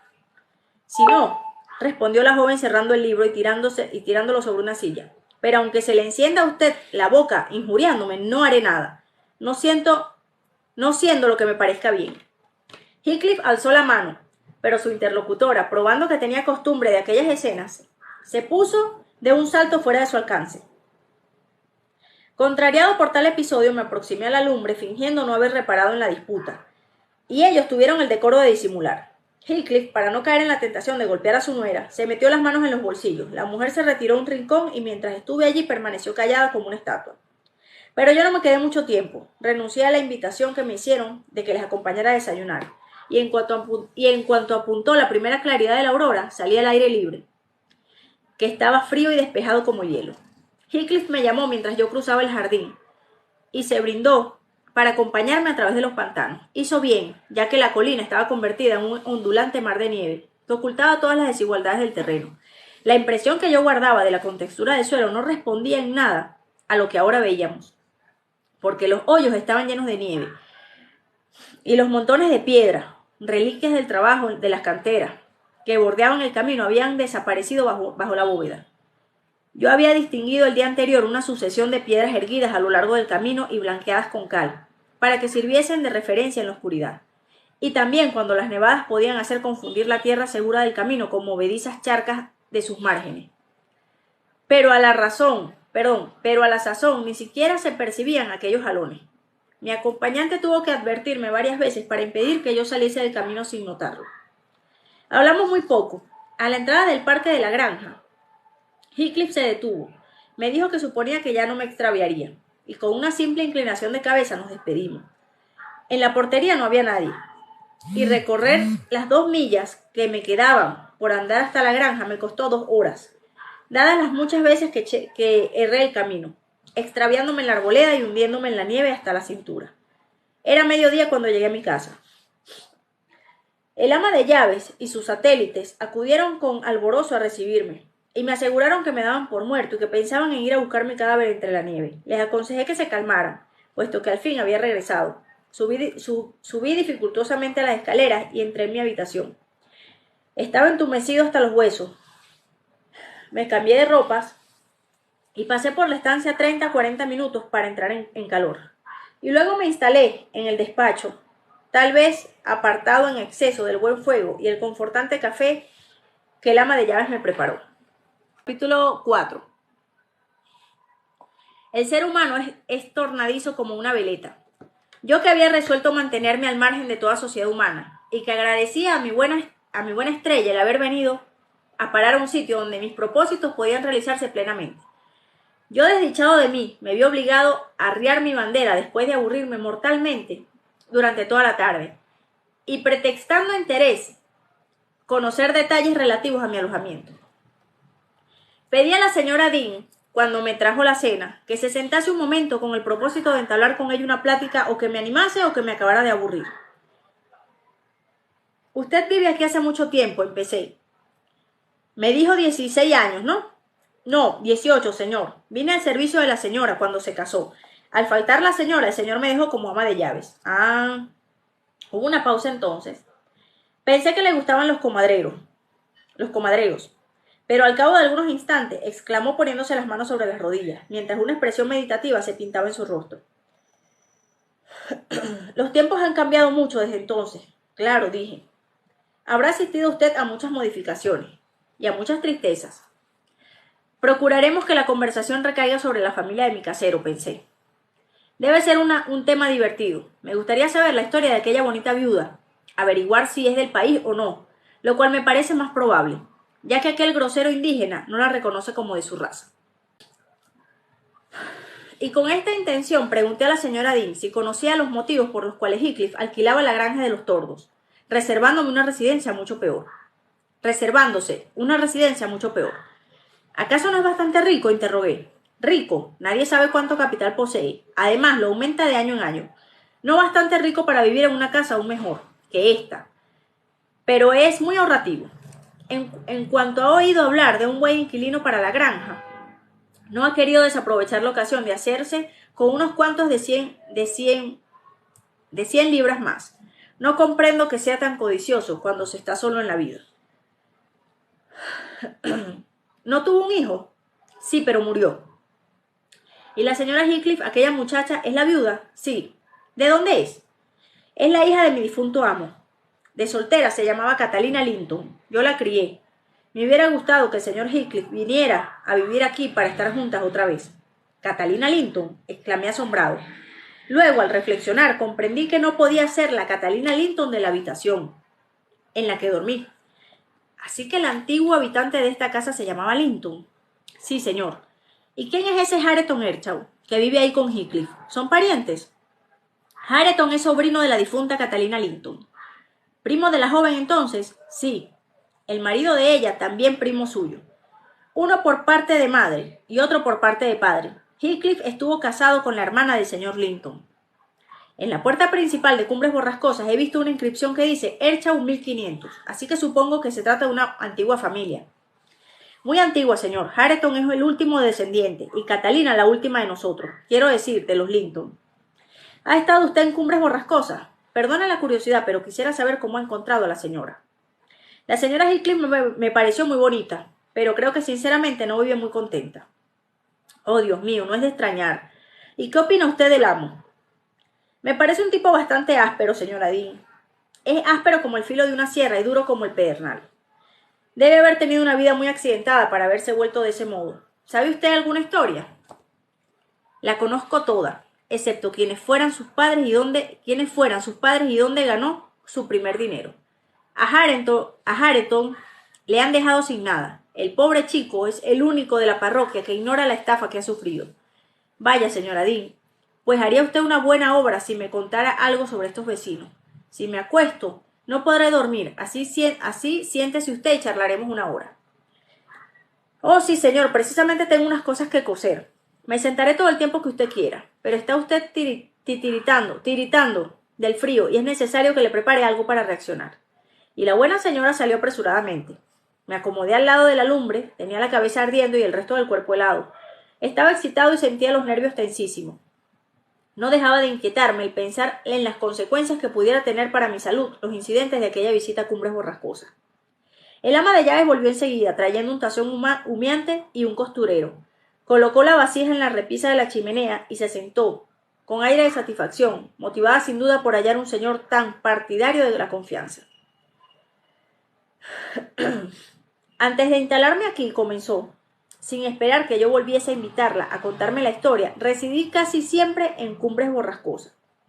Mi madre había criado a Hindley Earnshaw, el padre de Hareton, y yo solía jugar con los niños. Andaba por toda la finca, ayudaba a las faenas y hacía los recados que me ordenaban. Una hermosa mañana de verano, recuerdo que era a punto de comenzar la siega del señor Earnshaw. El amo antiguo bajó la escalera con su ropa de viaje, dio instrucciones a José sobre las tareas del día y dirigiéndose a Hindley, a Catalina y a mí, que desayunábamos juntos, preguntó a su hijo: ¿qué quieren que les traiga de Liverpool, pequeño? Elige lo que quieras, con tal de que no abulte mucho, porque tengo que ir y volver a pie, y son 60 millas de caminata. Hindley le pidió un violín, y Catalina, que aunque no tenía todavía 6 años, ya sabía montar a todos los caballos de la cuadra, le pidió un látigo. A mí, el señor me prometió traerme peras y manzanas. Luego besó a los niños y se fue.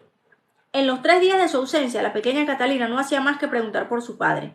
La noche del tercer día, la señora esperaba que su marido llegase a tiempo para la cena, y fue aplazándola hora tras hora. Los niños acabaron cansándose de ir a la verja para ver si su padre venía. Oscureció.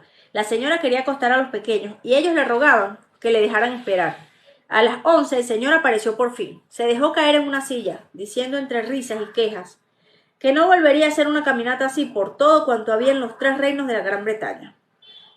Creí que reventaba, añadió abriendo su gabán. Mira lo que les he traído aquí, mujer. No he llevado en mi vida peso más grande. Acógelo como un don que nos envía Dios, aunque por lo negro que es, parece más bien enviado del demonio.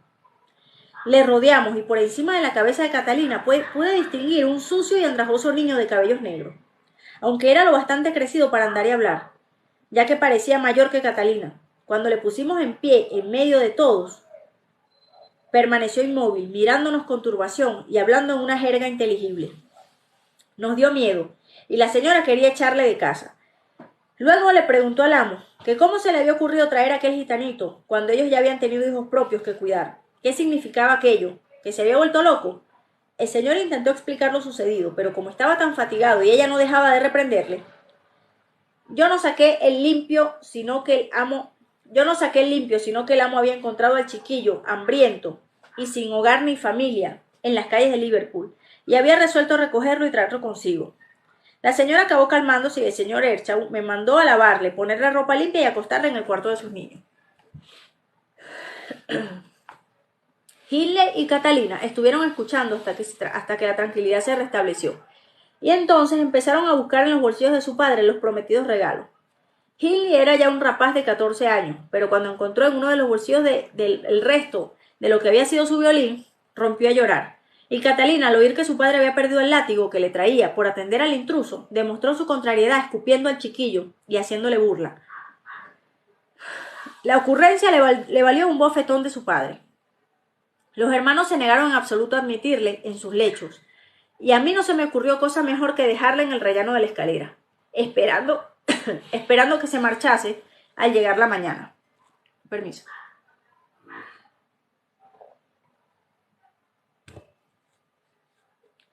Bien porque oyese sonar la voz del señor, o por lo que fuera, el chico se dirigió a la habitación del amo. Y al averiguar cómo había llegado allí y saber dónde yo le había dejado, castigó mi inhumanidad echándome a la calle. Así se introdujo Heathcliff en la familia.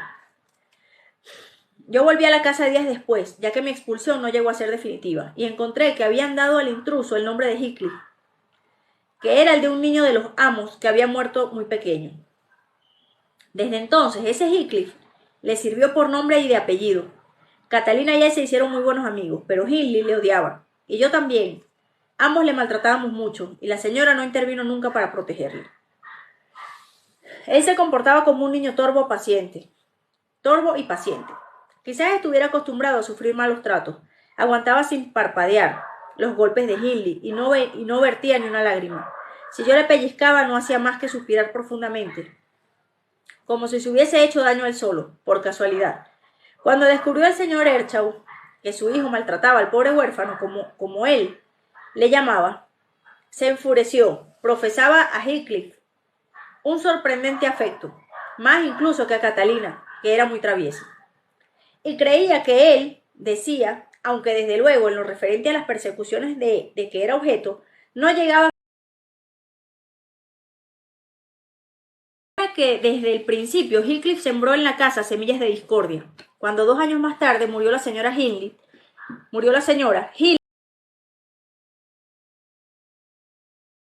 el afecto paternal y sus derechos de hijo. Yo compartía sus opiniones, pero cuando los niños enfermaron del sarampión, modifiqué mis sentimientos, tuve que cuidar a todos los chiquillos, y Heathcliff, mientras estuvo grave, quería tenerme siempre a su lado. Debía pensar que yo era muy buena para él, sin comprender que no hacía más que cumplir con mi obligación. Hay que reconocer que era el niño más pacífico que haya tenido jamás una enfermera.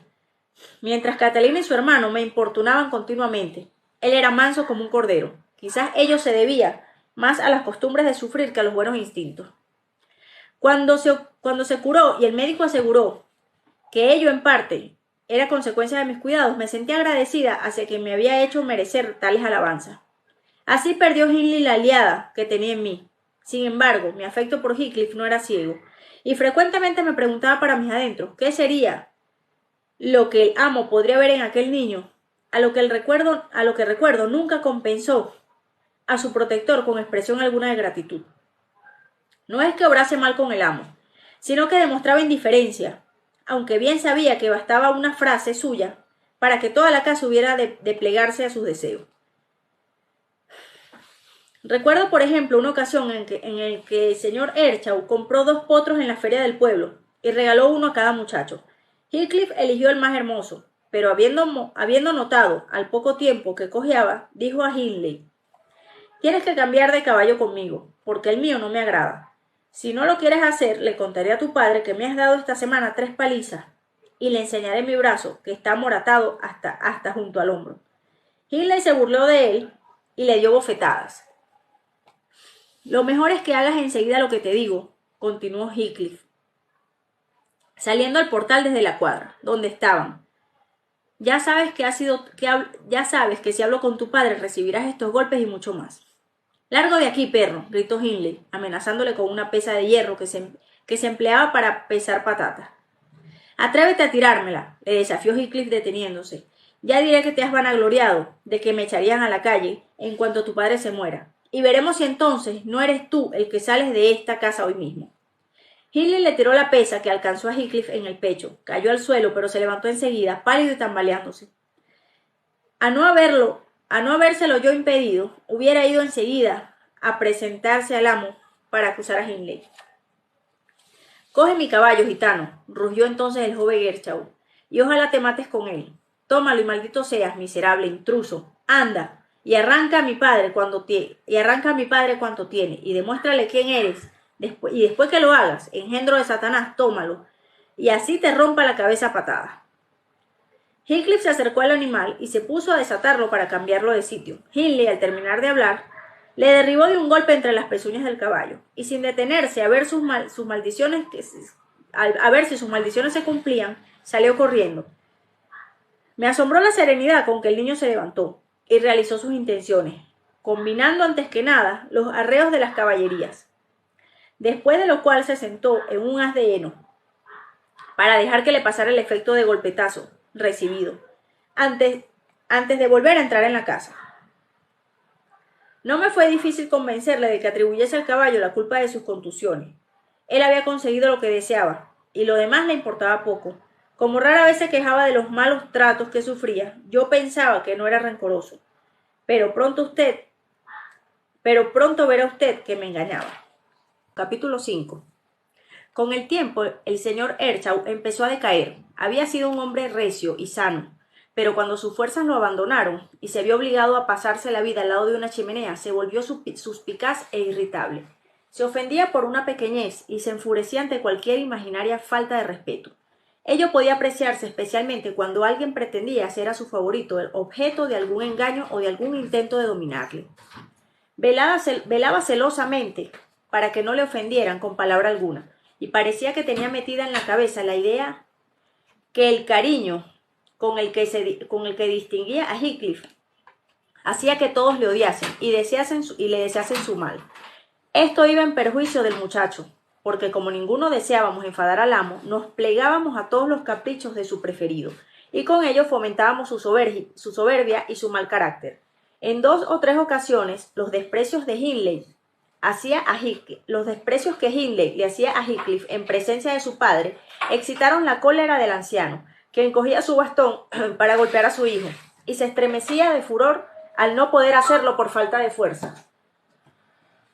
Finalmente, el párroco, porque entonces había un párroco, había un cura que se ganaba la vida dando lecciones a los niños de la familia Linton y Earnshaw, y labrando él mismo su terreno, aconsejó que se enviara a Hindley al colegio, y el señor Earnshaw consintió en ello, aunque de mala gana, ya que decía que Hindley era un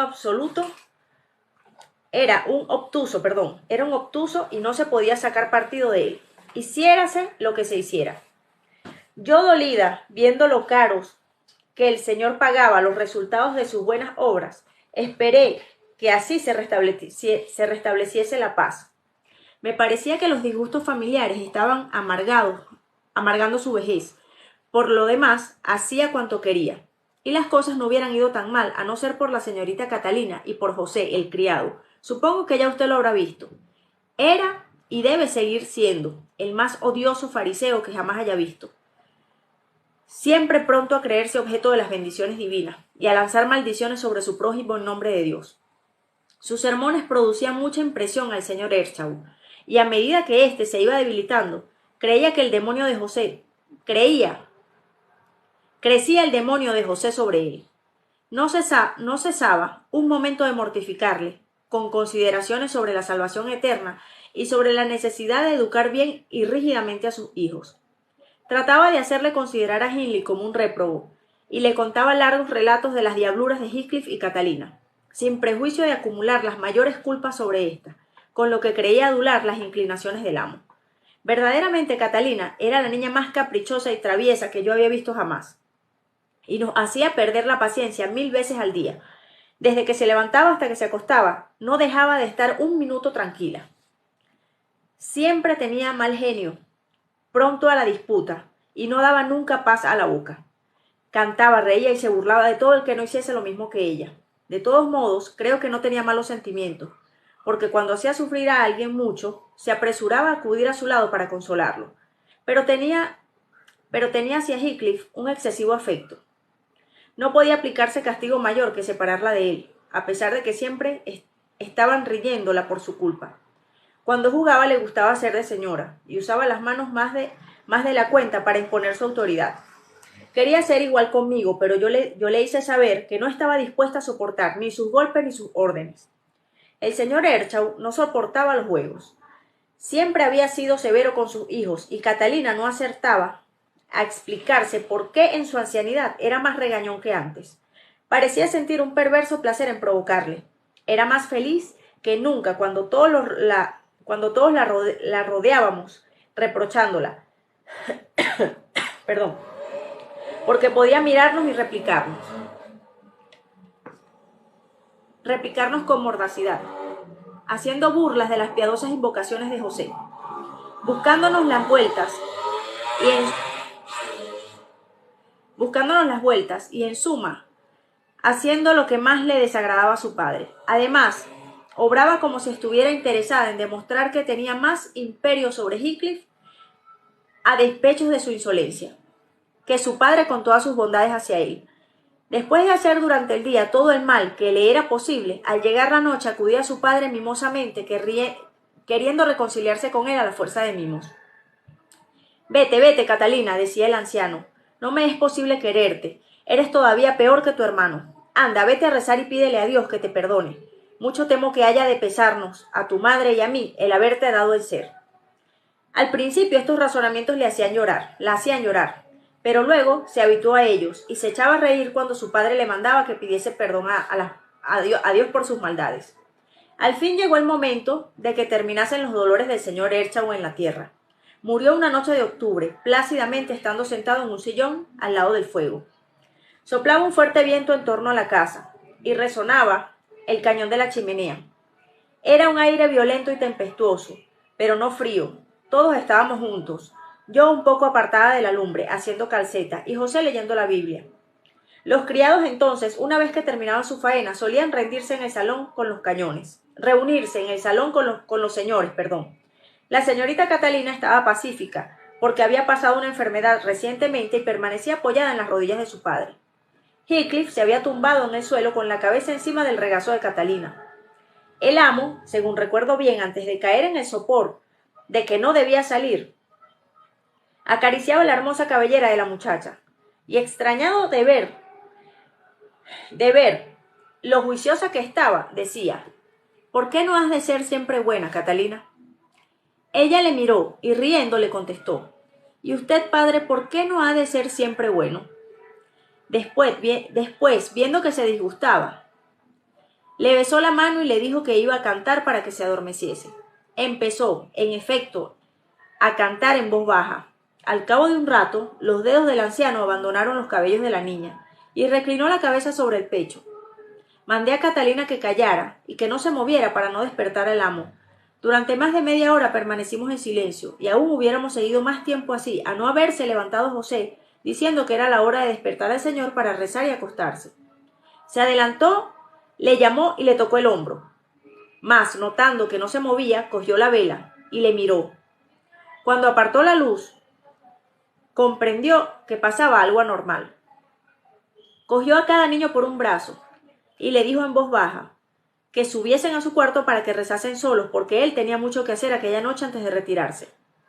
Voy primero a dar las buenas noches a mi papá, dijo Catalina, y le echó los brazos al cuello. Antes de que pudiéramos evitarlo, comprendió enseguida lo que pasaba, y exclamó: «Oh, ha muerto Heathcliff, ha muerto nuestro padre. Padre ha muerto». Y ambos empezaron a llorar, de un modo que desgarraba el corazón. Empecé también a llorar, pero José nos interrumpió diciéndonos que por qué llorábamos tanto por un santo que se había ido al cielo. Después me mandó a ponerme el abrigo y a correr a Gimmerton, a buscar al médico y al sacerdote. Yo no podía comprender de qué iban a servir, ya uno ni el otro, pero no obstante salí presurosamente. A pesar de que hacía una noche muy mala, el médico vino inmediatamente. Dejé a José explicándose con el doctor, y subí al cuarto de los niños. Habían dejado la puerta abierta y no parecían pensar en acostarse, aunque era más de medianoche, pero estaban más calmados y no necesitaban que les consolase yo. En su inocente conversación, sus almas pueriles se describían mutuamente a las bellezas del cielo como ningún sacerdote hubiera sabido hacerlo. Yo les oía llorando y agradecía a Dios que estuviéramos allí los tres reunidos y seguros. Capítulo 6. Cuando Hindley acudió a las exquisitas de a las exequias de su padre, traía una mujer con él, lo que asombró a todos los vecinos. Nunca nos dijo quién era su esposa ni dónde había nacido. Debía carecer de fortuna y de nombre distinguido, porque Hindley hubiese anunciado a su padre su casamiento en caso contrario. La recién llegada no causó muchas molestias en casa. Se mostraba encantada de cuanto veía allí, excepto la atañente al entierro. Viéndola cómo obraba durante la ceremonia, juzgué que era media tonta. Me hizo acompañarla a su habitación, a pesar de que yo tenía que vestir a los niños. Se sentó temblando y apretando los puños. No hacía nada más que repetir: «¿Se han ido ya?». Y empezó a explicar como una histérica el efecto que le producía tanto luto. Viéndola estremecerse y llorar, le pregunté qué le pasaba, y me contestó que temía morir. Me pareció que tan expuesta estaba a morir como yo. Era delgada, pero tenía la piel fresca y juvenil, y sus ojos brillaban como dos diamantes.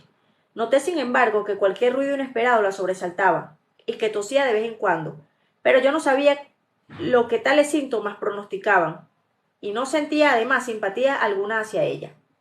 En esta tierra simpatizamos poco con los que vienen de afuera, a no ser que ellos nos muestren simpatía primero.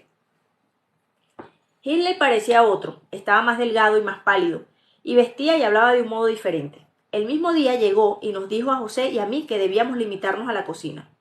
dejándole el salón para su uso exclusivo. Al principio pensó en acomodar para saloncito una estancia interior, empapelándola y acondicionándola, pero tanto le gustó a su mujer el salón, con el suelo blanco, su enorme chimenea, su aparador y sus platos, y tanto la satisfizo el desahogo que se disfrutaba allí, que prefirieron utilizar aquella habitación como gabinete.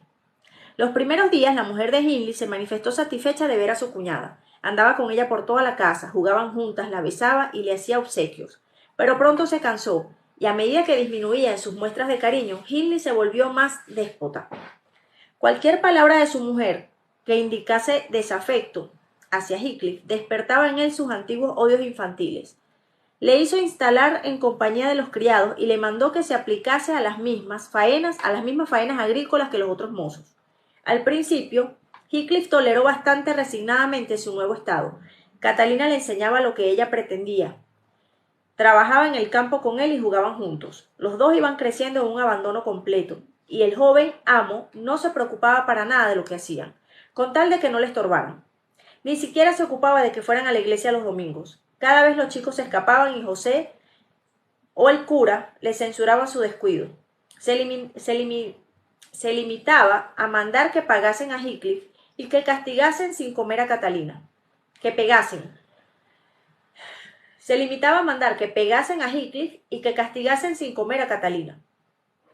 Ellos no conocían mejor diversión que escaparse a los pantanos, y cuando se les castigaba por hacerlo lo tomaban a risa. Aunque el cura marcase a Catalina cuántos capítulos se le antojaran para que se los aprendiera de memoria, y aunque José pegase a Heathcliff, hasta dolerle el brazo. Los muchachos lo olvidaban todo en cuanto volvían a estar juntos. Yo lloré más de una vez a solas, viéndolos hacerse más traviesos cada día, pero no me atreví a decirles nada, por temor a perder el poco influjo que aún conservaba sobre las pobres criaturas. Un domingo por la tarde les hicieron salir del salón en virtud a una travesura que habían cometido, y cuando fui a buscarle no les encontré. Registramos la casa, el patio y el establo sin hallar huella de ellos. Finalmente, Hindley, indignado, mandó cerrar la puerta con cerrojo y prohibió que nadie les abriese si volvían por la noche. Todos se acostaron menos yo. Me quedé en la ventana, aunque llovía, con objeto de abrirles. Sí llegaban, por si acaso, a pesar de la prohibición del amo. No tardé en oír las pisadas y vi brillar una luz al otro lado de la verja. Me puse un pañuelo en la cabeza y me apresuré a salir, a fin de que no llamasen y despertaran al señor. El recién llegado era Heathcliff, y el corazón me dio un salto al verle solo. ¿Dónde está la señorita? Grité con impaciencia. Espero que no le haya pasado nada. Está en la granja de los tordos, repuso, y allí estaría yo, si hubiesen tenido la atención de decirme que me quedase. Bueno, le dije, pues ya pagarás las consecuencias, no pagarás hasta que te echen de casa. ¿Qué tenías que hacer en la granja de los tordos? Déjame cambiarme de ropa y ya te lo voy a contar, Elena. Le recomendé que procurara no despertar a Hindley y mientras yo esperaba que se desnudase para apagar la vela, me explicó. Catalina y yo salimos del lavadero pensando en dar unas cuantas vueltas a nuestro gusto. Luego vimos las luces en la granja y se nos ocurrió ir a ver si los niños de los Linton se pasan los domingos escondidos en los rincones y temblando, mientras sus padres comen, beben, ríen, cantan y se queman las pestañas junto a la lumbre. ¿Tú crees que lo pasan así? O bien el criado les dice sermones, les enseña catecismo y les manda aprenderse de memoria una lista de nombres de las Sagradas Escrituras, si no contestan bien. No lo creo, respondí, porque son niños buenos y no merecen el trato que reciben ustedes por lo mal que se portan. Ah, replicó. Fuimos corriendo desde las cumbres hasta el parque sin pararnos. Catalina llegó rendida porque iba descalza. Tendrás que buscar mañana sus zapatos en el seto. Subimos a tientas el sendero y nos subimos a una maceta bajo la ventana del salón. No habían cerrado las maderas. Las cortinas estaban solo a medio echar y una espléndida luz salía a través de los cristales. Nos pusimos en pie y sujetamos el antepecho de la ventana. Vimos una magnífica habitación con una alfombra carmesí. El techo era blanco como la nieve, tenía una orla dorada y pendía de él un torrente de gotas de cristal, suspendidas de una cadena de plata y brillando con la luz de muchas velas pequeñitas. Los viejos Linton no estaban allí, y Eduardo y su hermana disponían de todo aquel cuarto para ellos. ¿Cómo no iban a ser felices? A nosotros nos hubiera parecido estar en la gloria. Y ahora vamos a ver si adivinas lo que hacían esos dos niños buenos que tú dices. Isabel, que me parece que tiene 11 años, uno menos que Catalina, estaba en un rincón, gritando como si las brujas le pinchasen con alfileres calientes. Y Eduardo estaba junto a la chimenea llorando en silencio. Y encima de la mesa vimos un perrito al que casi habían partido en dos al pelearse por él. Según comprendimos por los reproches que se dirigían uno al otro y las quejas del animal, vaya, qué tontos, pelearse por un montón de pelos tibios. Y aquel momento lloraban porque después de pegarse para cogerlo, ya no lo quería ninguno de los dos. Nosotros nos moríamos de la risa viendo aquello. ¿Cuándo tú me has visto a mí querer lo que quiere Catalina? ¿Acaso alguna vez cuando estamos solos nos has visto chillar y llorar y revolcarnos cada uno en un extremo del salón?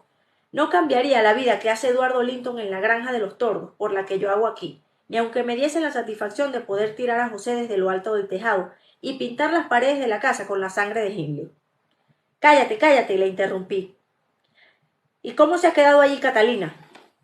Como te he dicho, nos echamos a reír. Los Linton nos oyeron y se precipitaron a la puerta, veloces como flechas. Hubo un momento de silencio y después gritaron: «¡Papá, mamá, vengan!». ¡Ay! Creo que era algo así que gritaban. Pero bueno, hicimos entonces ruidos espantosos para asustarle más aún, y luego nos soltamos de la ventana y echamos a correr, porque oímos que alguien procuraba abrirla. Yo llevaba a Catalina de la mano y le decía que se apresurase, cuando de pronto cayó al suelo. «¡Corre, Heathcliff!», me dijo. «Han soltado al perro y me ha agarrado». El animal la había cogido por el tobillo. Le oí gruñir. Catalina no gritó. Le había parecido despreciable gritar, aunque se hubiese visto entre los cuernos de un toro bravo. Pero yo sí grité. Lancé tantas maldiciones que habría bastante con ellas para espantar a todos los diablos del infierno. Luego cogí una piedra y la metí en la boca del animal, tratando furiosamente de introducírsela en la garganta. Salió un animal de criado con un farol y gritó: «¡Sujeta fuerte, espía, sujeta fuerte!». Pero cuando vio en qué situación se hallaba, el perro cambió de tono. El animal tenía un palmo de la lengua afuera de la boca, y sangraba a borbotones por el hocico. El hombre cogió a Catalina, que estaba medio desvanecida, pero no de miedo, sino de disgusto, y se la llevó seguido por mí, que profería toda clase de insultos y amenazas de vengarme. ¿A quién has capturado, Roberto?, preguntó Linton desde la puerta. El perro ha cogido a una niña, señor, repuso el criado, y aquí también hay un rapaz que me parece que no tiene desperdicio, añadió sujetándome. Seguramente los ladrones se proponían hacerles entrar por la ventana para que se abriese la puerta cuando estuviéramos dormidos y poder así asesinarnos impunemente. Calla la lengua, maldito ladronzuelo. Esta hazaña te costará la horca. No suelte la escopeta, señor Linton. Perdón. No la suelto, Roberto, contestó el viejo mentecato. Los bandidos habrán logrado enterarse de que ayer fue el día de cobro y les habrá parecido buena ocasión. Entren, que los recibiremos bien. Juan, echa la cadena. Eugenia, dale agua al perro. Han venido a meterse en la boca del lobo. Y el domingo nada más y nada menos. ¡Qué insolencia! Mira, querida María, es un niño, no temas. Pero tiene tan mala facha que se haría un bien a la sociedad ahorcándole antes de que se realicen los crímenes que ha de cometer, a juzgar por sujeta. ¡Qué horrible! Enciérrales en el sótano, papá. Se parece al hijo de la gitana que me robó mi faisancito domesticado, ¿verdad, Eduardo? Mientras me miraban, apareció Catalina, y se rió al oír a Isabel. Eduardo Linton, después de contemplarla fijamente, llegó un momento en la que la reconoció. Algunas veces nos hemos encontrado en la iglesia. Es Catalina Erchaud, aseguró. Y mira cómo le sangra el pie, mamá. No digas necedades. Catalina Erchaud en compañía de un gitano. Oh, sin embargo lleva luto. Pues es ella. Y pensar que podría quedar coja para siempre. ¡Qué descuido tan increíble tiene su hermano!, exclamó el señor Linton, volviéndose hacia Catalina. ¿Verdad que he sabido por el padre Schilder que no se ocupan para nada de su educación? ¿Y este? ¿Quién es este? Ah, ya, es aquel chicuelo vagabundo del difunto Erchaud, que el difunto Erchaud trajo de Liverpool. De todos modos es un niño malo, que no debía vivir en una casa distinguida, afirmó la vieja. ¿Oíste cómo hablaba, Linton? Me disgusta que mis hijos le hayan oído. Volví a maldecirles cuanto pude. No te enfades, Helena, y entonces mandaron a Roberto y me echaron afuera. No quise irme sin Catalina, pero él me llevó a la fuerza al jardín, me entregó un farol y me dijo que iba a hablar con el señor Earnshaw de mi comportamiento, y después de ordenarme que me marchara, trancó la puerta. Viendo que las cortinas seguían descorridas, volví a donde antes habíamos estado, proponiéndome romper todos los cristales de la ventana si Catalina quería irse y no se lo permitían. Pero ella estaba sentada tranquilamente en el sofá, y la señora Linton, que le había quitado el mantón de la criada que habíamos cogido para hacer nuestra excursión, le hablaba, supongo que reprendiéndola. Como era una señorita, la trataban de otra forma que a mí. La criada llevó una palangana de agua caliente y le lavaron el pie. Luego el señor Linton le ofreció un vasito de vino dulce, mientras Isabel le ponía en el regazo un plato con torta, y Eduardo permanecía en silencio a poca distancia. Después le secaron los pies, la peinaron, la pusieron unas zapatillas que se le veían muy grandes y la sentaron junto al fuego.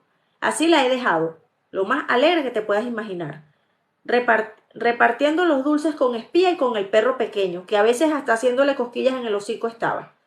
Todos estaban admirados de ella, y no es extraño, porque vale 1000 veces más que ellos, y más que cualquier otra persona, ¿no es cierto? Ya verás cómo esto trae malos resultados. Heathcliff, le contesté, abrigándole y apagando la luz. Eres incorregible. El señor Hindley tendrá que apelar a medidas rigurosas, no lo dudes. Mis palabras fueron más ciertas de lo que yo deseara. Le lancé enfurecido a Earnshaw. Además, al día siguiente el señor Linton vino a hablar con el amo y le soltó tal chaparrón sobre su modo de educar a los niños que Hindley se consideró obligado a poner a raya a Heathcliff. No dispuso que le pegaran, pero le comunicó que a la primera palabra que le dirigiera Catalina le echaría a la calle. La señora Earnshaw aseguró que cuando Catalina volviese a la casa la haría cambiar de modo de ser empleando la persuasión. De otra forma hubiera sido imposible. Capítulo 7. En Navidad, después de pasar 5 semanas con los Linton, Catalina volvió curada y con muchas mejores maneras. Mientras tanto, la señora la visitó frecuentemente y puso en práctica su propósito de educación, procurando despertar la estimación de Catalina hacia su propia persona y haciéndole valiosos regalos de vestidos y otras cosas. De modo que cuando Catalina volvió, en vez de aquella salvajita que saltaba por la casa con los cabellos revueltos, vimos apearse de una bonita caja negra a una digna joven, cuyos rizos pendían bajo el velo de un sombrero con plumas, envuelta en un manto largo, que tenía que sostener con las manos para que no lo arrastrase por el suelo. Hindley le ayudó a apearse y comentó de buen humor: «Te has puesto muy guapa, Catalina. No te hubiera conocido. Ahora pareces una verdadera señorita. ¿No es cierto, Francisca, que Isabel Linton no puede compararse con mi hermana?» Isabel Linton carece de la gracia natural de Catalina, pero es preciso que ésta se deje conducir y no vuelva a hacerse irritable, repuso la esposa de Hindley. Elena, ayuda a desvestirse a la señorita Catalina. Espera, querida, no te desarregles el peinado, voy a quitarte el sombrero. Cuando la despejó del manto, apareció bajo él un bonito traje de seda de rayas, pantalones blancos y brillantes polainas. Los canes acudieron a la joven, y aunque sus ojos resplandecían de júbilo, no se atrevió a tocar a los animales por no echarse a perder la ropa. A mí me besó, pero con precaución, pues yo estaba preparando el bollo de Navidad y me encontraba llena de harina. Después buscó con la mirada a Heathcliff. Los señores esperaban con ansias el momento de su encuentro con él, a fin de juzgar las posibilidades que tenían de separarla definitivamente de su compañero. Heathcliff no tardó en presentarse. Ya de por sí era muy alejado y nadie por su parte se cuidaba de él antes de la ausencia de Catalina. Pero ahora ello sucedía, mucho más. Yo era la única que me preocupaba de hacer que se aseara una vez a la semana, siquiera. Los muchachos de su edad no suelen ser amigos del agua. Así que aparte de su traje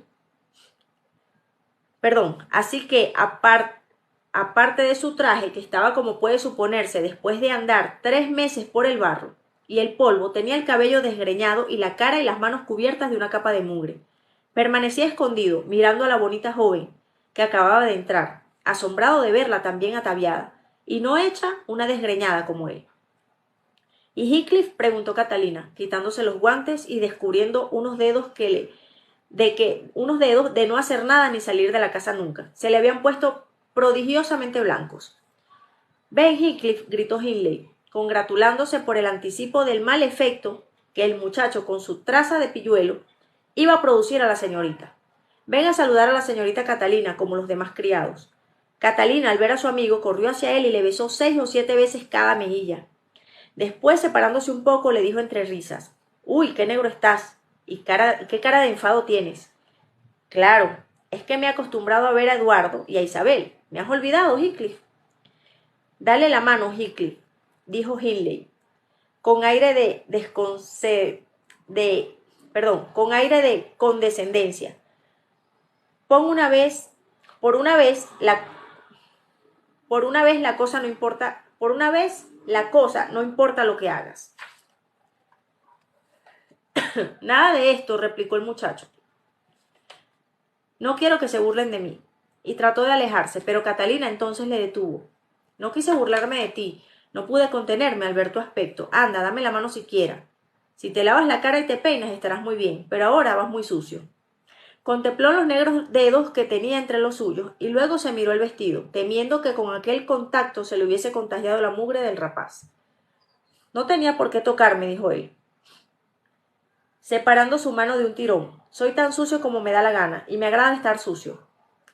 Y se lanzó afuera de la habitación con gran contento de los amos y gran turbación de Catalina, que no acababa de comprender por qué sus comentarios le habían producido tal exasperación de mal humor. Después de haber ayudado a desvestirse a la recién llegada, de poner los bollos al horno y de encender la lumbre, me senté dispuesta a entretenerme cantando villancicos sin hacer caso a José. Me aseguraba que el tono que yo empleaba era demasiado mundano. Él se marchó a su cuarto a rezar, y los señores Earnshaw distraían a la joven enseñándole unos obsequios que le habían comprado para los Linton, en prueba de agradecimiento por sus atenciones. Habían invitado a los Linton a pasear el siguiente día en Cumbres Borrascosas, y ello había sido aceptado en condición de que los hijos de los Linton no tuvieran que tratar con aquel terrible chicuelo que hablaba tan mal. Me quedé sola. La cocina olía fuertemente a las especias de los guisos. Yo miraba la brillante batería de cocina, el reluciente reloj, los vasos de plata alineados en la bandeja, y la impecable limpieza del suelo, de cuyo barrido y fregado me había preocupado con gran atención. Todo me pareció estar bien y merecer alabanza. Y recordé una ocasión en la que el amo anciano, que solía revisarlo todo por sí mismo en casos como aquel, viendo lo bien que estaba todo, me había regalado un chelín, llamándome a la vez buena moza. Luego pensé en el cariño que él había sentido hacia Heathcliff y el temor que tenía de que fuera abandonado al faltar él. Y pensando en la situación presente del muchacho, casi me dieron ganas de ponerme a llorar, considerando después que mejor que lamentar sus desdichas sería procurar remediarlas. Me levanté y fui al patio en su búsqueda. Lo encontré enseguida. Estaba en la cuadra cepillando el lustroso pelo de la jaca nueva, y dando el pienso a los demás animales. «Date prisa», le animé. «La cocina está muy confortable y José se ha ido a su cuarto. Procura acabar pronto para vestirte decentemente antes de que salga la señorita Catalina. Así pueden estar juntos y charlar al lado de la lumbre hasta la hora de retirarse». Él siguió haciendo su faena. Hacía todos los esfuerzos posibles para apartar los ojos. «Anda, ven, seguí. Necesitarás media hora para vestirte. Hay un pastel para cada uno de ustedes». Esperé otros 5 minutos, pero en vista de que no me contestaba, me fui. Catalina comió con sus hermanos. José y yo celebramos una cena muy poco cordial, amenizada con censuras suyas y malas contestaciones mías. El pastel y el queso de Heathcliff estuvieron toda la noche sobre la mesa para el alimento de las hadas. Él estuvo trabajando hasta las 9, y en esa hora fue a su habitación, siempre taciturno y terco. Catalina tuvo hasta muy tarde preparándolo todo para recibir a sus nuevos amigos, y una vez que entró en la cocina para buscar a su antiguo camarada, viendo que no estaba, se contentó con preguntar por él y marcharse. A la mañana siguiente, Heathcliff se levantó temprano, y como era día de fiesta, se fue malhumorado a los pantanos y no volvió a aparecer hasta después que la familia se hubo marchado de la iglesia. Pero el ayuno y la soledad debieron hacerle reflexionar, y cuando regresó, después de estar un rato conmigo, me dijo de súbito: Viste, Melena, quiero ser bueno. Ya era hora, Heathcliff, contesté. Has disgustado a Catalina. Cualquiera diría que la envidias porque la miman más que a ti. La idea de sentir envidia hacia Catalina le resultó incomprensible, pero le disgustaba pero lo de disgustarla lo comprendió muy bien. Me preguntó volviéndose grave. ¿Se ha enfadado? Se echó a llorar cuando le dije que esta mañana te habías ido. También yo he llorado esta noche, respondió, y con más motivos que Catalina. Sí, ¿qué motivos tendrías para acostarte con el corazón lleno de soberbia y el estómago vacío? Los soberbios no hacen más que dañarse a sí mismos. Pero si estás arrepentido, debes pedirle perdón cuando vuelva. Vas arriba, le pides un beso y le dices, bueno, ya sabes tú lo que tienes que decirle, pero hazlo con naturalidad, y no como si ella fuera una extraña por el hecho de que la hayas visto mejor ataviada. Ahora voy a arreglármelas para vestirte, de un modo que Eduardo Linton parezca un muñeco a tu lado. Y claro que lo parece. Aunque eres más joven que él, eres mucho más alto, y el doble de fuerte. Podrías tumbarle de un solo soplo, ¿no es cierto? La cara de Heathcliff se iluminó por un momento, pero su alegre expresión se apagó enseguida, y suspiró. Sí, Elena, pero aunque le tumbara 20 veces, no dejará de ser el más guapo que yo. No dejará de ser él más guapo que yo. Quisiera tener el cabello rubio y la piel blanca como él, vestir bien y tener modales como los suyos, y ser tan rico como él. Así llegaré a serlo algún día. Sí, y llamar a mamá constantemente y asustarte siempre que un chico aldeano te amenace con el puño y quedarte en casa cada vez que cayeran 4 gotas. No seas de pobre espíritu. Heathcliff, mírate al espejo y atiende lo que tienes que hacer. ¿Ves esas arrugas que tienes entre los ojos y esas espesas cejas que siempre se contraen en lugar de arquearse? Y esos 2 negros demonios que jamás abren francamente sus ventanas, sino que centellean bajo ellas corridas, como si fueran espías de Satanás. Proponte y esfuérzate en suavizar esas arrugas, en levantar esos párpados sin temor, y en convertir esos demonios en 2 ángeles que sean siempre amigos en donde quiera que no haya enemigos indudables. No adoptes ese aspecto de perro cerril, que parece justificar la justicia de los puntapiés que reciben, y que odia a todos tanto como al que le apalea. Sí, debo proponerme adquirir los ojos y la frente de Eduardo Linton. Ya lo deseo. Pero ¿crees que haciendo lo que me dices conseguiré tenerlos así? Si eres bondadoso de corazón, serás agradable de cara, muchacho. Aunque fueras un negro, y un corazón perverso hace horrible a la cara más agradable. Ahora estás lavado y peinado, pareces más alegre. ¿No es verdad que te encuentras más guapo? Te aseguro que sí. Puedes pasar por un príncipe de incógnito. Cualquiera sabe si tu padre no era emperador de la China y tu madre reina de la India. Y si con sus rentas de una sola semana no podrían comprar Cumbres Borrascosas y la granja de los tordos reunidas. Quizás te robaran unos marineros y te trajeran a Inglaterra. Yo si estuviera en tu caso, me haría figuraciones como esas. Y con ellas iría soportando las miserias que tiene que sufrir el campesino. En tanto que yo hablaba así y conseguía que Hindley fuese poco a poco desarrugando el ceño, oímos un estrépito que al principio sonaba en la carretera y luego llegó al patio. Heathcliff acudió a la ventana y yo a la puerta, en el mismo momento en que los Linton se apeaban de su carruaje, muy arrebujados en abrigos de pieles, y los Earnshaw descendían de sus caballos.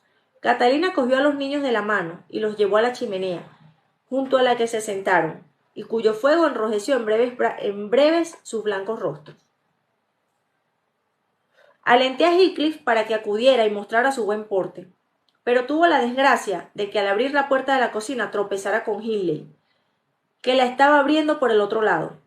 El amo, ya porque le incomodara verle tan animado y tan arreglado, o quizás por complacer a la señora Linton, lo empujó con violencia y dijo a José: «Hazle estar en el desván hasta después que hayamos comido. De lo contrario, tocaría los dulces con los dedos y robaría las frutas, si se permitiera estar solo un minuto aquí». «No hará nada de eso», osé replicar, «y espero que participe de los dulces como nosotros». Participará de la paliza que le acudiré, si le veo por acá abajo si lo veo por acá abajo andando en la noche, gritó Hindley. Largo, vagabundo. De modo que quieres lucirte, ¿verdad?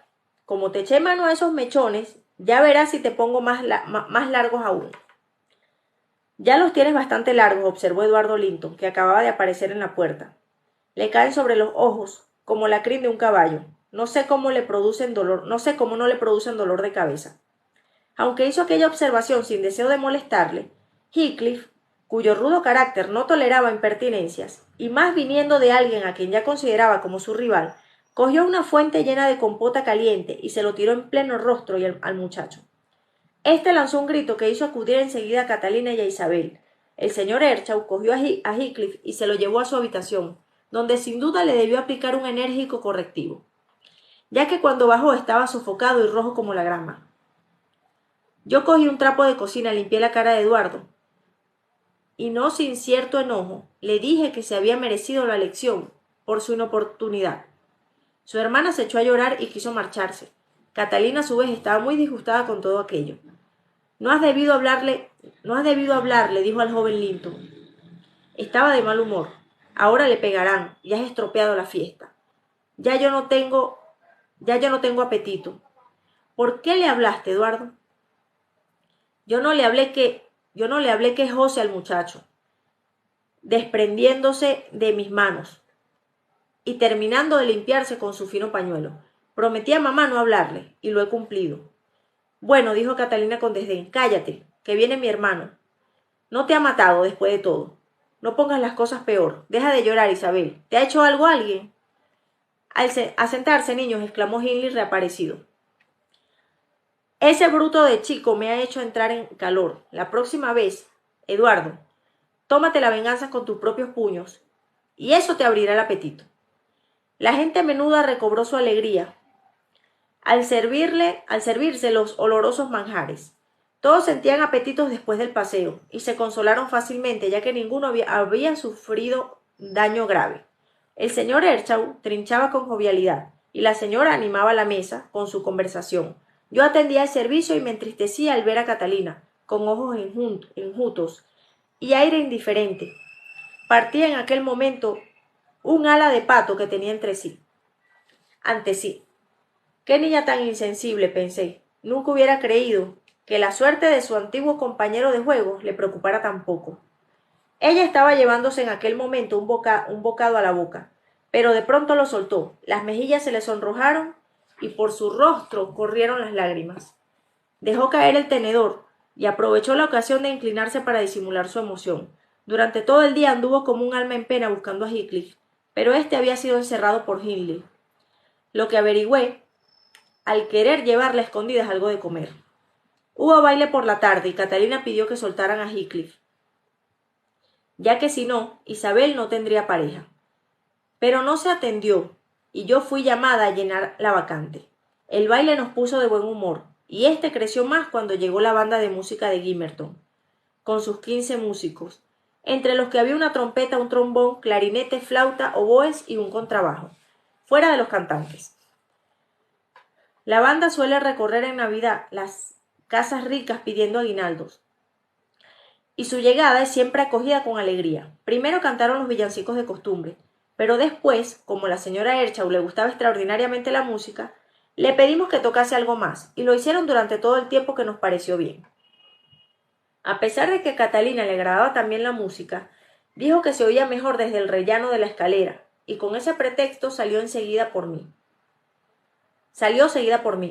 Cerraron la puerta de abajo. No parecía haber reparado en nuestra falta. Catalina subió hasta el desván, donde estaba encerrado Heathcliff. Le llamó, y aunque él al principio no quiso contestar, acabaron manteniendo una conversación a través de la puerta. Les dejé que charlaran tranquilamente, y cuando comprendí que el concierto iba a terminar y que se iba a servir la cena a los músicos, volví al desván con objeto de avisar a Catalina, pero no la hallé. Por una claraboya había subido al tejado y por otra entrado en la buhardilla de Heathcliff. Me costó mucho convencerla de que saliera. Al cabo lo hizo en compañía de Heathcliff y se empeñó en que le llevaran a la cocina conmigo. ya que José se había ido a casa de un vecino para librarse de la infernal salmodia, como llamaba la música. Yo les advertí que no contaran conmigo para engañar al señor Hindley, pero ¿por qué esta vez lo haría? Ya que el cautivo no había probado bocado desde el día antes. Él bajó, se sentó junto a la lumbre y yo le ofrecí muchas golosinas, pero Heathcliff se sentía mal y no comió apenas. Sin que mis intentos de distraerle fuesen más afortunados, había apoyado los codos en las rodillas y la barbilla en las manos, y callaba. Le pregunté qué pensaba y me respondió con gravedad: en cómo hacerle pagar esto a Hindley. No sé cuánto habré de esperar, pero no me importa, si lo consigo al fin, con tal de que no reviente antes. Qué vergüenza, Heathcliff, le dije. Solo corresponde a Dios el castigar a los malos. Nosotros hemos de saber perdonarles. No será Dios quien tenga esa satisfacción, que yo me reservo, repuso. Lo único que necesito es saber cómo la alcanzaré, pero ya acertaré con el plan conveniente. Ese pensamiento me evita sufrir. Ahora reparo, señor Lockwood, en que esta historia no debe tener interés para usted. No sé cómo he hablado tanto. Está usted durmiéndose. Hubiera podido contarle en una docena de palabras cuánto le interesaba a usted saber sobre la vida de Heathcliff. Después de esta interrupción, el ama de llaves, incorporándose, guardó la labor. Yo no me moví de al lado del fuego. Estaba muy lejos de dormirme. Siéntese, señora Dean, le dije, y siga con su historia media horita más. Ha hecho bien en contarla a su manera. Me ha interesado mucho sus descripciones. Son las 11, señor. Es igual. Yo no suelo acostarme hasta muy tarde, levantándose a las 10. No importa acostarse a las 2 o a la 1. Es que no debía usted dormir hasta las 10. Pierde usted lo mejor del día. Cuando a esa hora no se ha hecho ya la mitad de la faena. Cuando a esa hora no se ha hecho ya la mitad de la faena diaria. Es muy probable que no se pueda hacer lo demás en el día. Da lo mismo, señora Dean. Ande, siéntese. Creo que tendré mañana que estarme acostado, ahora después de cenar. Hasta después de cenar. Pues parece que no me escaparé sin un buen catarro. Dios haga que no suceda así, señor. Bien, pues daré un salto de 3 años, o sea, hasta que la señora Erchaw... No, nada de salto. ¿No sabe usted lo que siente el que se... ¿No sabe usted lo que siente el que se encuentra ocupado en mirar cómo una gata lava sus gatitos y se indigna cuando ve que deja de lamer una de las orejas de uno de ellos? Creo que quien haga eso no es más que un ocioso. No lo crea. Bueno, yo me encuentro en ese caso ahora. De modo que cuente usted la historia con todo detalle. En sitios como este la gente adquiere antes el que las observa un valor que al compararse con el de una araña a los ojos de quien la contempla en un calabozo. La araña en un calabozo tiene una importancia que no tendría para un hombre libre. Pero de todos modos, el cambio no se debe solo a la distinta situación del observador. Las gentes aquí viven más hondamente, más reconcentradas en sí mismas y menos atraídas por la parte superficial de las cosas. En un sitio así yo sería capaz hasta de creer en un amor eterno. Y eso que he creído siempre imposible, que una pasión dure arriba de un año. Los que habitamos aquí, cuando se nos conoce, somos como los de cualquier otro sitio, contestó la señora Dean. Disculpe, amiga mía, repuse, pero usted misma es una negación viviente de lo que dice. Usted, aparte de algunos modismos locales, muy secundarios, no suele hablar ni obrar como las personas de clase. Tengo la evidencia de que ha pensado mucho más de lo que suelen hacerlo la mayoría de las personas de su profesión. Como no ha tenido usted que ocuparse de frivolidades, ha debido reflexionarse sobre asuntos serios. Claro que me tengo por una persona razonable, dijo, pero no creo que sea por vivir recluida entre montañas y ver solo un aspecto de las cosas, sino por haberme sometido a una severa disciplina que me hizo aprender a tener un buen criterio.